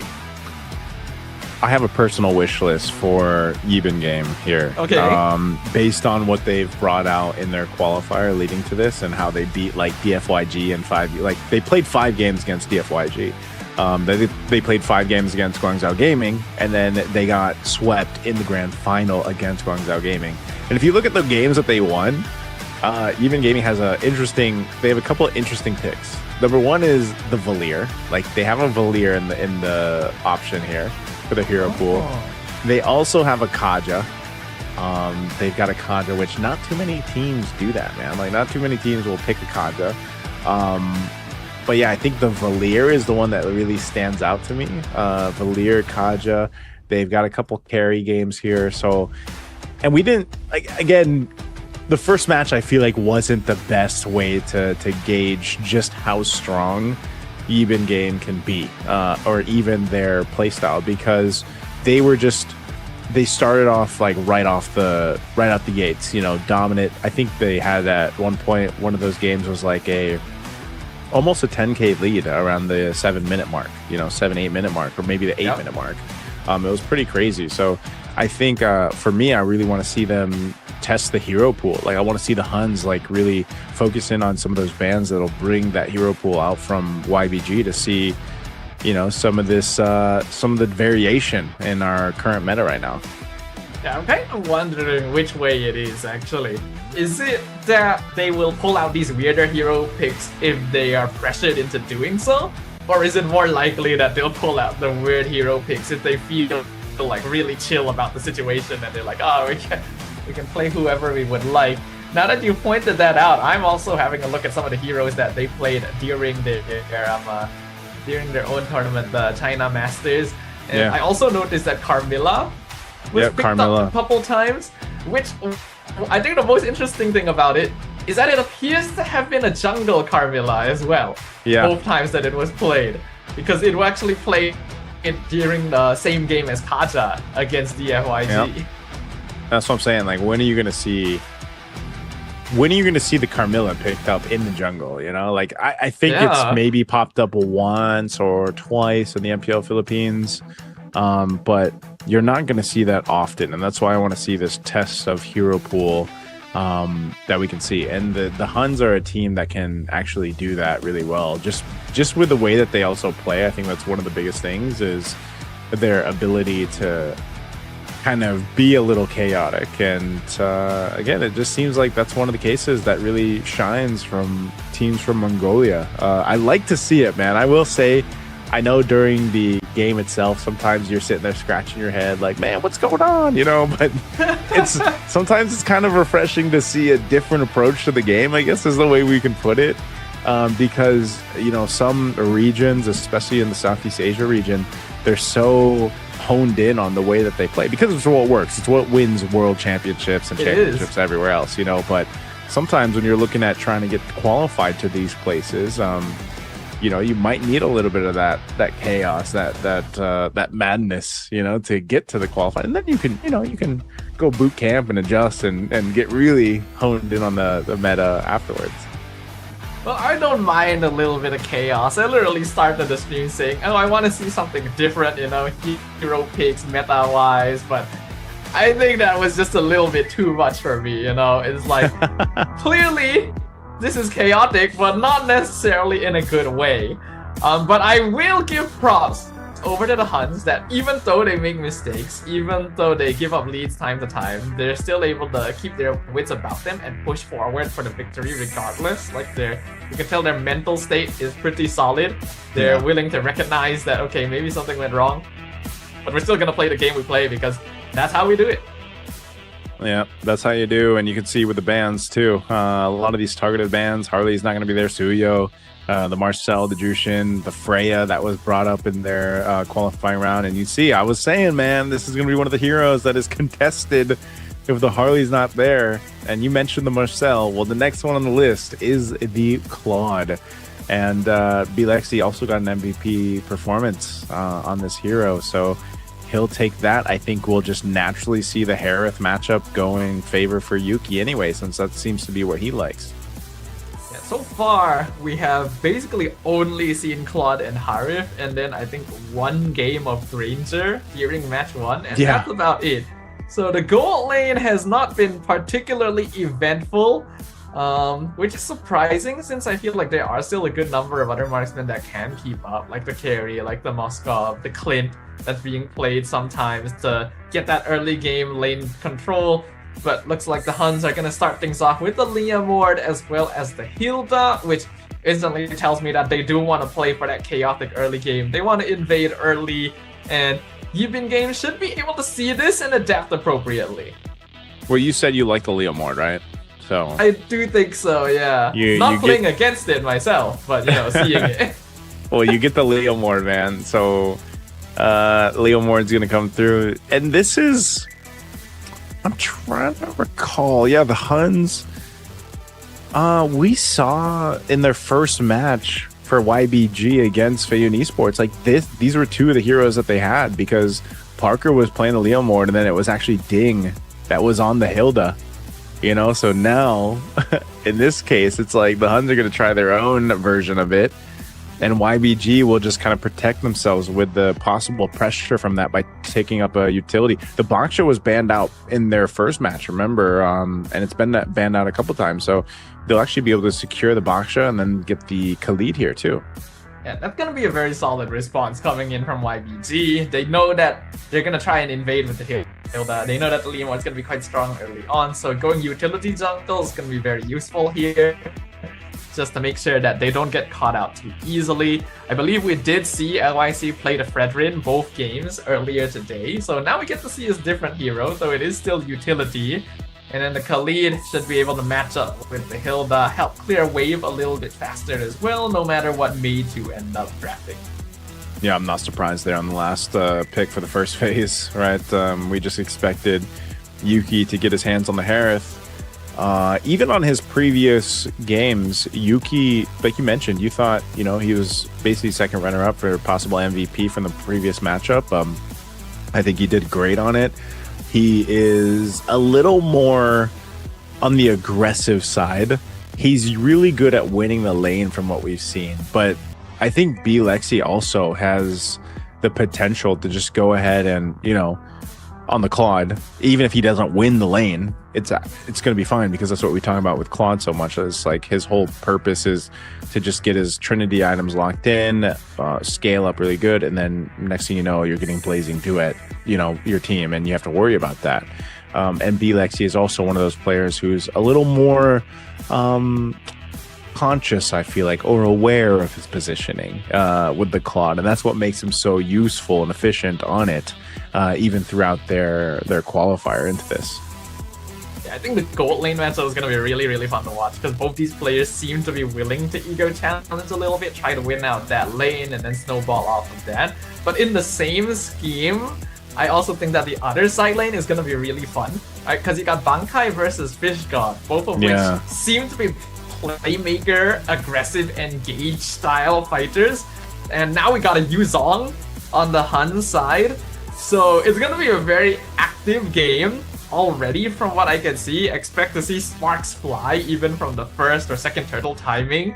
And maybe it could even all be determined right from there, depending on which of these teams are able to get that advantage first. Yeah, that's, man, Fish God had, I think, he had one of the best just experiences in their first match, because he just got to play the Lapu and pretty much do whatever he wanted to, you know. And so he knows he's got to go against the Yu Zhang here. So it'll be interesting to see what he decides to pick up for that matchup. But there's the Yu Zhang is also just a great pick from the Huns, because it allows you to go ahead and give more space to your Harith, which Yuki wants. And there's what I was wondering, man, when are we going to see the Valir pop up? So as I was mentioning it before we got to the draft, we'll finally get to see Valir played in the hands of Unicorn, I believe it is. And also, there's a little bit of a shake-up on the answer, too. Kenny's going to bring out the Lilia. I think this is just really good answers on both sides, actually. The Valir going to have the built-in Purify to get rid of the Petrify situations from the Yuzong dives, not to mention being able to push dive heroes like the Hilda and Liam away. And then the Lilia being drafted against Baxia, Terizla, Khalid. You don't really have a lot of good ways of melting tanky heroes on the HUN side until this mage was picked up. So it's all going to be about zone control. It gives them a really strong position during objectives, since now you'll have Bankai diving the backline, and then you'll have Kenny controlling the area for the Liam Ward to just kind of run around and do his thing. So I am leaning a little bit towards their side for the first couple turtles, but you can't deny that YBG had really strong early game rotations during the first match, so it really could be anyone's game. Yeah, again, I think this is one of those things where you really have to look at what YBG is going to be able to do in the early game. Are they going to be able to replicate their match one results? But I think against the Huns, you're not going to see it as easily done against a more inexperienced team like Faerun Esports was. And I think their draft alone kind of says that, you know, there's this is a good answer to be able to deal with that, but I'm wondering how good the Lilia is going to be for Kenny. I think that's one of the big things I want to look out for here, just because, you know, you're going against a Valir Valier just there's a lot of utility with the Valier to make this work for Unicorn.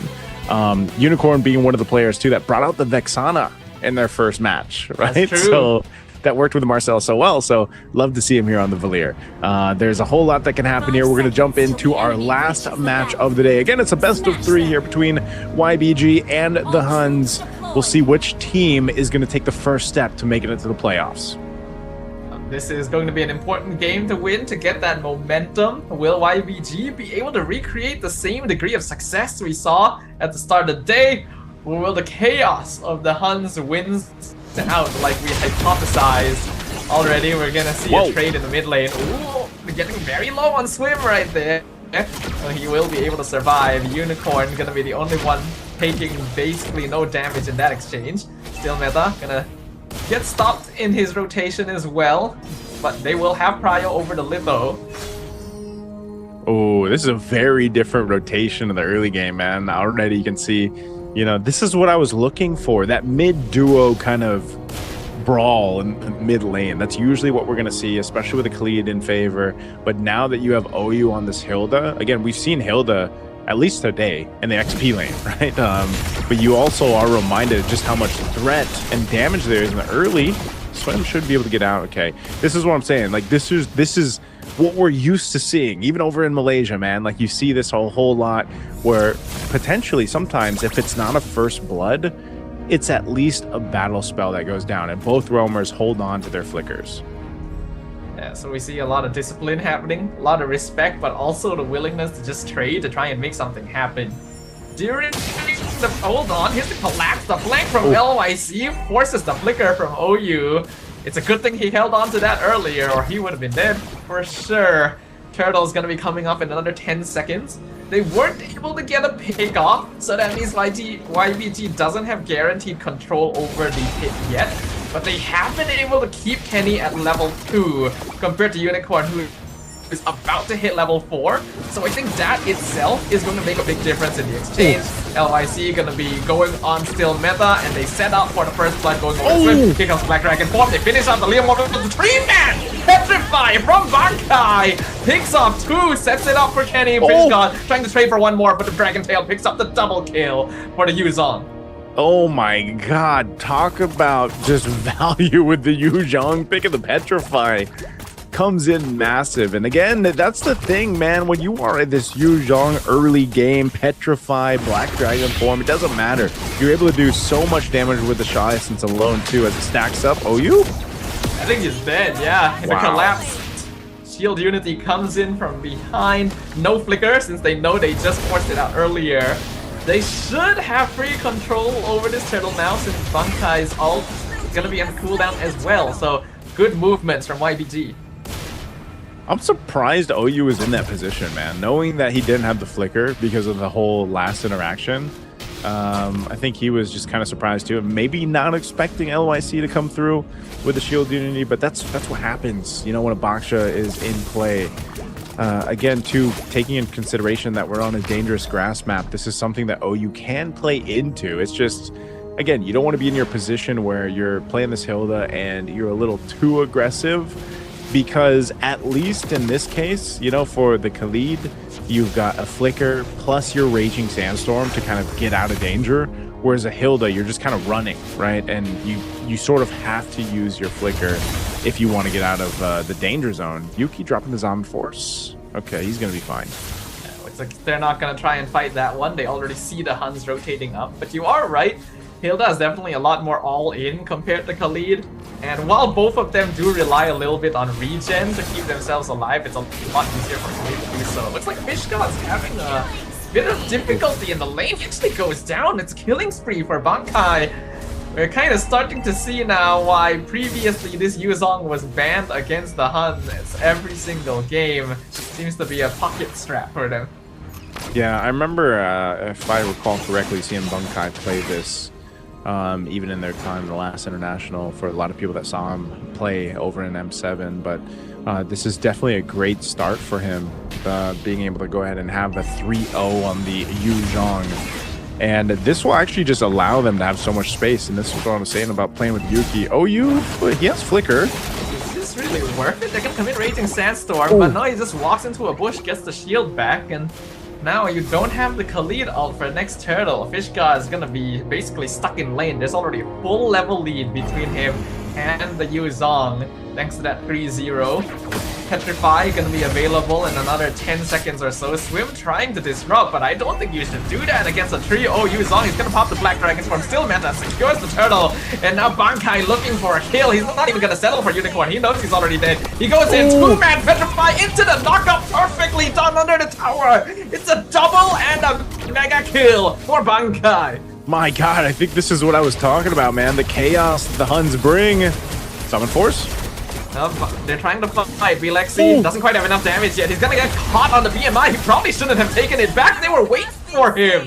And they flank him in his own jungle.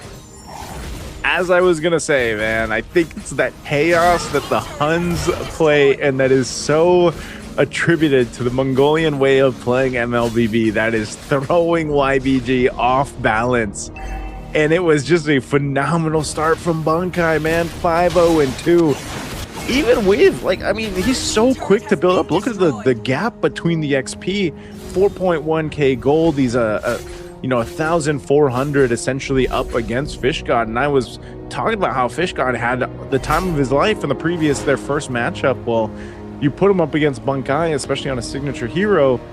Man, Fish God is not going to be feeling like a god right now until maybe later on. This feels like a bit of a risky engage. Oh, you nice flicker! Great reaction time to avoid the Raging Sandstorm, and now the Phantom Steed goes into the back line. Look at Still Meta, he's going ham. Oh, you does eventually fall to Fish God, but damage is being done because Yuki's in the back, Bankai's in the back, Still Meta's in the back. There is no backline left for YBG. They've been dismantled, and now they're going to force a flicker from Fish God as well. 3 kills for nothing. Bilexi with the Blazing Duet, not gonna do much to Yuki either. A complete victory for the Huns.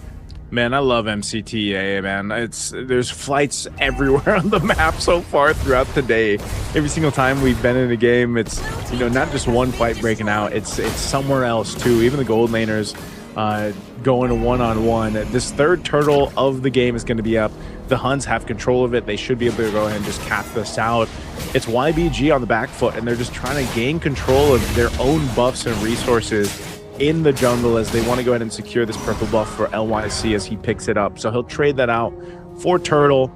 Again, it's not a crazy lead that's been built up, but just by watching the way that the Huns is taking these fights is something that YBG needs to be conscious of. That's an Ice Queen wand that was just picked up by Kenny too. And, you know, I was wondering, how's the Lilia going to be in this game? And it's doing really, really great. It's not even so much about topping the damage meter here for his Lilia. It's just being able to provide this kind of poke that's annoying to deal with.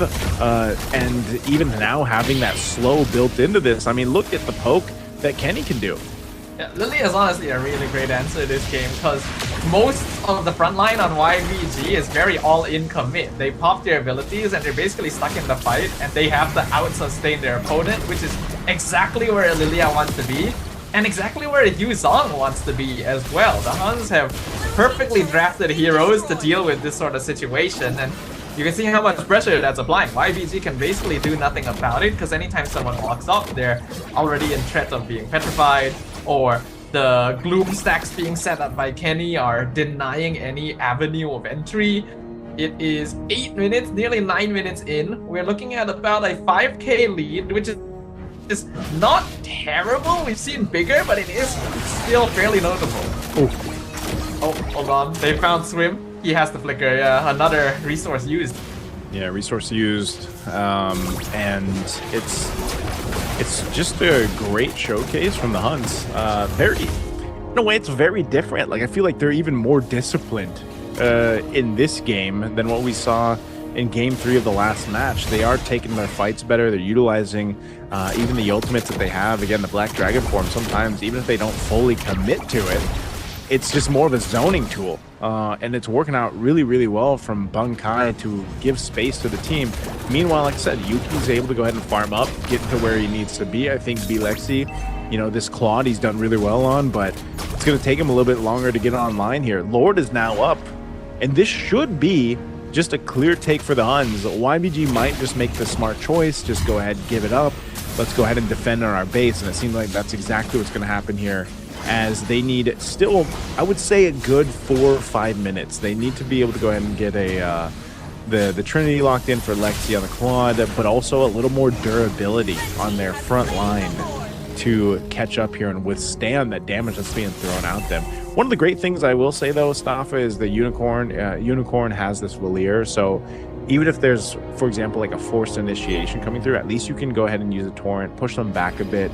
But the main problem is surviving Bunkai. I think that's what they have to solve, because as soon as Bunkai turns into the Black Dragon form, it's that, but it's also like the Petrified, because if they get set up, they get dove on with Furious Dive and then Petrified, they're going to be in a very tough position to even fight back on. It's clear they have to respect that initiation, that backline dive potential that the Huns have, especially since Yuki just finished Holy Crystal, Kenny just finished Divine Glaive. This is deep power spike timing for the Huns, and they're gonna make full use of it. They got the Lord crashing in down bottom. There's no holy defense to burn through it, but it is just the first Lord, so IBG should be able to handle it. Still, 3-man penalty zone comes in from Fish God, sets them up, but they are so tanky, and the gold difference is a little bit too high. No one ends up going down. In fact, Bankai still diving Fish God mid. There's gonna be no casualties yet, but there's still more minion waves streaking in. First one to connect is gonna be that bot wave. The Huns, though, gonna make the disciplined choice, gonna try and avoid this. Instead, it's gonna be the shield unity colliding in with OUs. The Hunt Force comes out. Yuki going ham on the Harif once again. Double kill for Yuki. Oh man, it was a bait. The Huns, they went and forced YBG into a fight when they thought they had a moment of hope, and now they're gonna take down this mid-base turret. And that's why I was saying Yuki has just been chilling the whole game, and now he's able to pop off. Oh, Bunkai? Oh, healing. The heal is insane. That's literally half his HP bar from a single minion wave. The Huns are completely dominating this right now. I don't know if YBG has any anti-heal, actually. Yeah, I'm not sure if we can get a look at the items, but they, Fish God, it was a great attempt at the penalty zone. You mentioned, 3-man penalty zone, but they're just lacking the items. They're down 10,000 gold, that even if you land a great one, and here's a look at the items, then you don't actually have the follow through available. You can see there is the Trinity now for B Lexi, but even him, he's got to be able to get in position, and that's a big problem to follow through. I think the last item that was picked up by Unicorn was Ice Queen 1, so he's only got those 2 items, and those fireballs, they're not doing too much right now. The Huns don't really care too much about it just because of this advantage they have in terms of itemization. So that's why I was saying for YBG, the only thing that they can do is kind of hold on by themselves a good 6 to 8 minutes maybe now at this point, because of the way that last team fight went. And I would say even give up this next Lord, like just give it up, clear things out. You can handle another Lord push into the base to potentially turn a game around. Yeah, I think it is definitely possible for YBG to hold off one more Lord. They already made the smart decision previously of not trying to contest it.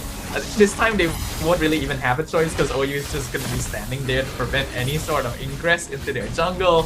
So they're going to have to hold this back. They do have pretty okay wave clear with Bilexi and Unicorn. And since they do have a Claude, there is still late game comeback potential. But I think they need to try and get some shutdowns into here. If you can get a kill on Yuki or Bankai, that would be ideal, because then that would be a very solid gold injection. And they need that right now. A 10k gold difference is pretty big. Yeah, there has been games that have been turned around, even with a 10,000 gold deficit to work against. So it's not completely out of the realm of possibility here for YBG, but this Lord making its way down mid, there's a massive disadvantage in terms of itemization. It looks like they're going to force the fight. Dragonborn comes in, Blazing Duet, gonna be used, cancelled instantly by the Petrified. They just have no damage anymore, and Huns are just gonna run them down. The Lord collides in, LYC is the first one down. Still Meta does get traded. That's actually a pretty good shutdown, except it went into swim, so that's not ideal. Bilexi will pick up Hilda, but he'll go down to Bankai. Yuzong, still the absolute beast of the Huns, and they will secure game number 1. My goodness, Bunkai. No wonder the Yuzhong was banned out multiple times against them. don't give this guy that Yu Zhang again if you're YBG going into game 2, because what a showing for this Yu Zhang. I think even down to the end there, like, he was able to just do so much. He canceled out that Blaze duo like you mentioned. He was able to go ahead and just be kind of this distraction in the air, but like also at the same time just a massive damage that the Huns was able to lean into.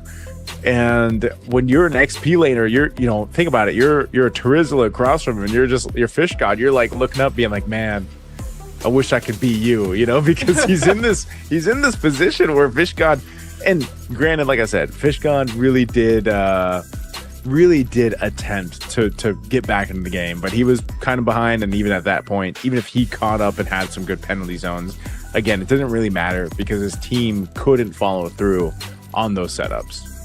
I'm pretty sure there actually is some kind of legend out there where a fish wishes that he could be a dragon. I think this is a very good depiction of that story. Darn this mace. It's just really, really solid. It is literally one of the snowball machines of MLBB, right? The way you handle Yu Zhang is you just make sure he cannot snowball. Unfortunately, that did not happen this game. I feel like YBG kind of disrespected the zone control that the Huns had by literally trying to run into their jungle on that first turtle fight. It's not only disrespecting the Lilia, it's disrespecting the dragon, right? You literally see Bankai flying towards you. The three of you are grouped up together in prime petrify position. Prime petrify position. And you just decide, I'm just gonna let it happen. Yeah. Oh man. And that's why I'm saying, like, it was, because usually I think that's the way that it works even with Yu Zhang, right? Like, in the XP lane matchups, you just don't want to give him like a kill or like an advantage if you're an XP laner, because you know that if Yu Zhang gets, I'm not sure if this is still the case, but he has like one of the best like early level like 1s, level 2 1v1s. That might still be the case. So that when he gets a kill, let alone like 2 or 3, your lane is done, man. Like, if you're the XP laner, you're not going to be winning that lane. The most you can do is just kind of stop the bleeding. And that's why Bankai was just so efficient and so useful here, because when you take that lead on a hero like a Yu Zhang, you just, you continue to press on that advantage. So deserving MVP, of course, here. On the Yu Zhang, and now I get it. I get why Bankai, his Yu Zhang is banned out. It seems like next game we are going to need to see a ban for this Yu Zhang, right? YBG probably needs to take a page out of Feiyun's book and decide, nope, this is a little bit too much to deal with, but at the same time, there's so many heroes to ban in the meta right now. Yeah, the Yu Zhang's a threat, but then what do you let through in exchange, right? The Harley, the Zeusins, the Marcells. The Freya, I think, is another common one banned out in this one. Yeah. There's a lot for them to consider, because now you're thinking, like, what are you gonna, if you do want to ban it, if you're YBG and you do want to just ban it out, like, what do you forfeit in the typical bans, just because, I don't know, like, some teams, maybe they're just going to have a different game plan to deal with the Yu Zhang pick, because I feel like even in that sense, Terizla is more so just go ahead and you pick it up because, you should be okay, like okay in the matchup, the 1v1 matchup in the XP lane. Essentially, you're okay. It's almost like more so of a stalemate in that. But if you just get the advantage in terms of kills for the Yu Zhang, then that advantage kind of goes away, or that stalemate goes away. And so I don't know what they're going to want to change there entirely if they don't ban it out. I'd be actually surprised, though, Stafa, if they don't just ban it out and let something else go through. But then that goes back to the question again, like, what do you let through, man? Like, the Freya, maybe? Like, maybe because, is someone actually going to play the Freya? Because all we've seen all day so far, and even in our own regions, is a whole lot of Cloud and Herod. Yeah. It makes me wonder whether or not they should try to keep Phobius open as a way of maybe denying Yuki, right? Because Yuki did have trouble playing into that previously. Yeah. But that depends on which side of the draft you're on as well, right? If you're on red side, then it might be a little risky, but then I guess it's still kind of manageable since you would still have the Claude for yourself, right? And we know that YBG also plays a very mean Marcel, so if they can get to be on blue side again, they might want to maybe trade some stuff, try to keep that open. There's a lot of options you can go. You could even lock in heroes like Valentina, right? Then you can steal the Black Dragon form, right? Though maybe not quite as effective since I think the original Yuzong's probably going to trump out just in items. Yeah, and you know, I asked for it stuff. I was like, man, I hope we get to see the Valier. And then the Valier just didn't end up like, brother, the Valier didn't end up doing anything. You know, it was like kind of sad because it's like that worked for them in their qualifier. They picked it up multiple times actually, and they won with it. But you know, in this sense, it was surprising that we also got to see a shakeup in terms of a Lilia come through for Kenny, and then like he was actually able to do just so much. And you know, Lilia, when you're playing against a Lilia, you really know what it's like to just be kind of dealing with those glooms, you know, continuously going off. And that's why I was saying it was also just part of having the ability. Once you just had a glowing wand, I believe it was just a glowing wand and an Ice Queen wand, the two wands that was built up on the Lilia was enough to like, you know, kind of make their frontliners even second guess going forward, just because like, what are you going to do? You're just, by the time you actually initiate, because of the way that the gold lead had built up so quickly too, you're kind of dead. You know what I mean? You're like half health, or you're close to dying. So even the Lilia just ended up being way more annoying than the Valier would have been, because, you know, when you're thinking about Valier, it's like, okay, well, at least I got this. I can go ahead and get the fireballs off. I can get the stuns off. It's also annoying to deal with. Like if you've played against the Valier, you know what it's like, right? But the Valier wasn't able to really even get to use his kit as much, just because of, again, the advantage that was built up that started with Bunkai, which then snowballed the entire darn team of the Huns. So we're just a bit away from this draft, and I guarantee you we'll see the Yuzhong band out. The entire goal of the draft from YBG that game is to have a whole bunch of super buff dudes standing in front that can delay the fight long enough for the fire to slowly burn them and for Claude to slowly whittle them down. So the whole plan falls apart if the buff dudes are no longer able to stand in front long enough, right? And then if you're just getting petrified and you're just standing in this purple exploding stuff, then you just can't really do too much. Lilia is such a good hero for anti-tank strategies, and it surprises me that it took until the end of the day for her to show up, because I really do think she's good. Yeah, I'm glad to see it. Again, I'm glad to see some of the different heroes pop up. Hopefully we're to see that for the gold lane though. If you know, again, I think there's, even if the Freya goes through, I don't know if one of the teams would really want to go ahead and pick it up, because I feel like if you wanted a Freya gold to work, you really got to have the game plan to build around it, right? And maybe we see that throughout these few days for MCT EA, but I think you have to make that decision of, is there a way for them to secure, for example, the Harley or the Marcel? I think the Marcel was like a cornerstone to making things work for YBG. So we might even see that, depending again on what side they're on, who gets that blue side priority. I think that's where we see, like, are they looking to play into a Claude pick priority? Or are they looking for a Marcel priority? Or, you know, what's the idea here? Yeah, I think so. And we need to see a slightly clearer plan of what they need to play for. Now that they've had a chance to experience what the Huns can really bring to the table, they can no longer let their guard down. Remember, they could be one loss away from losing out on that playoff slot, and they do not want that to happen. So prioritizing heroes that can get them that victory is going to be important. I highly doubt that the Huns are going to let Marcel through, because I think anyone watching can tell that he was the linchpin of their victory before.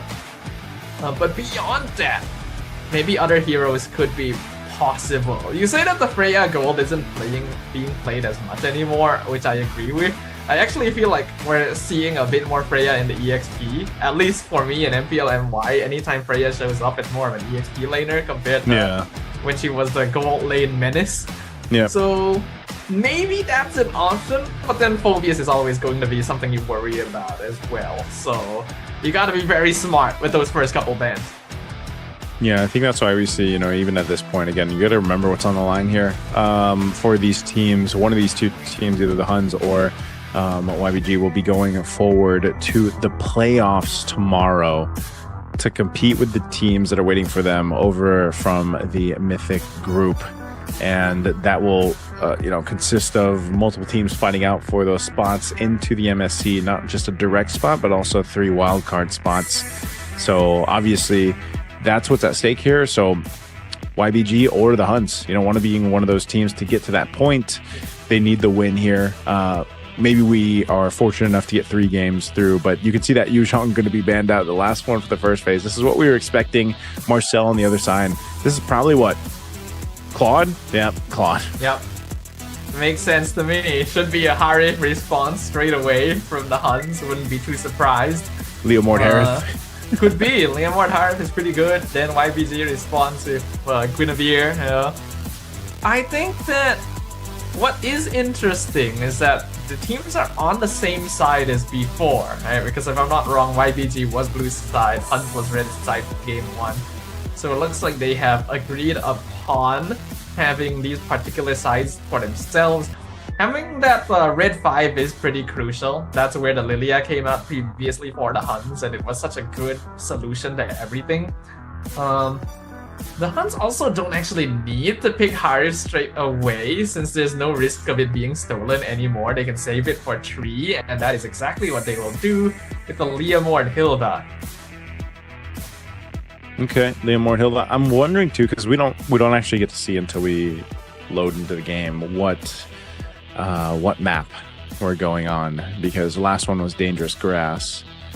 So I'm wondering what map 2 is going to be, but the answer right now, the Fredra and the Valentina come through. We did mention the Valentina even earlier on. You know, if you want something to go ahead and also force your opponents to be a little more cautious on what they decide to take. I'm not sure if the HUNS are going to be that kind of team though. Like, it just feels like they've got their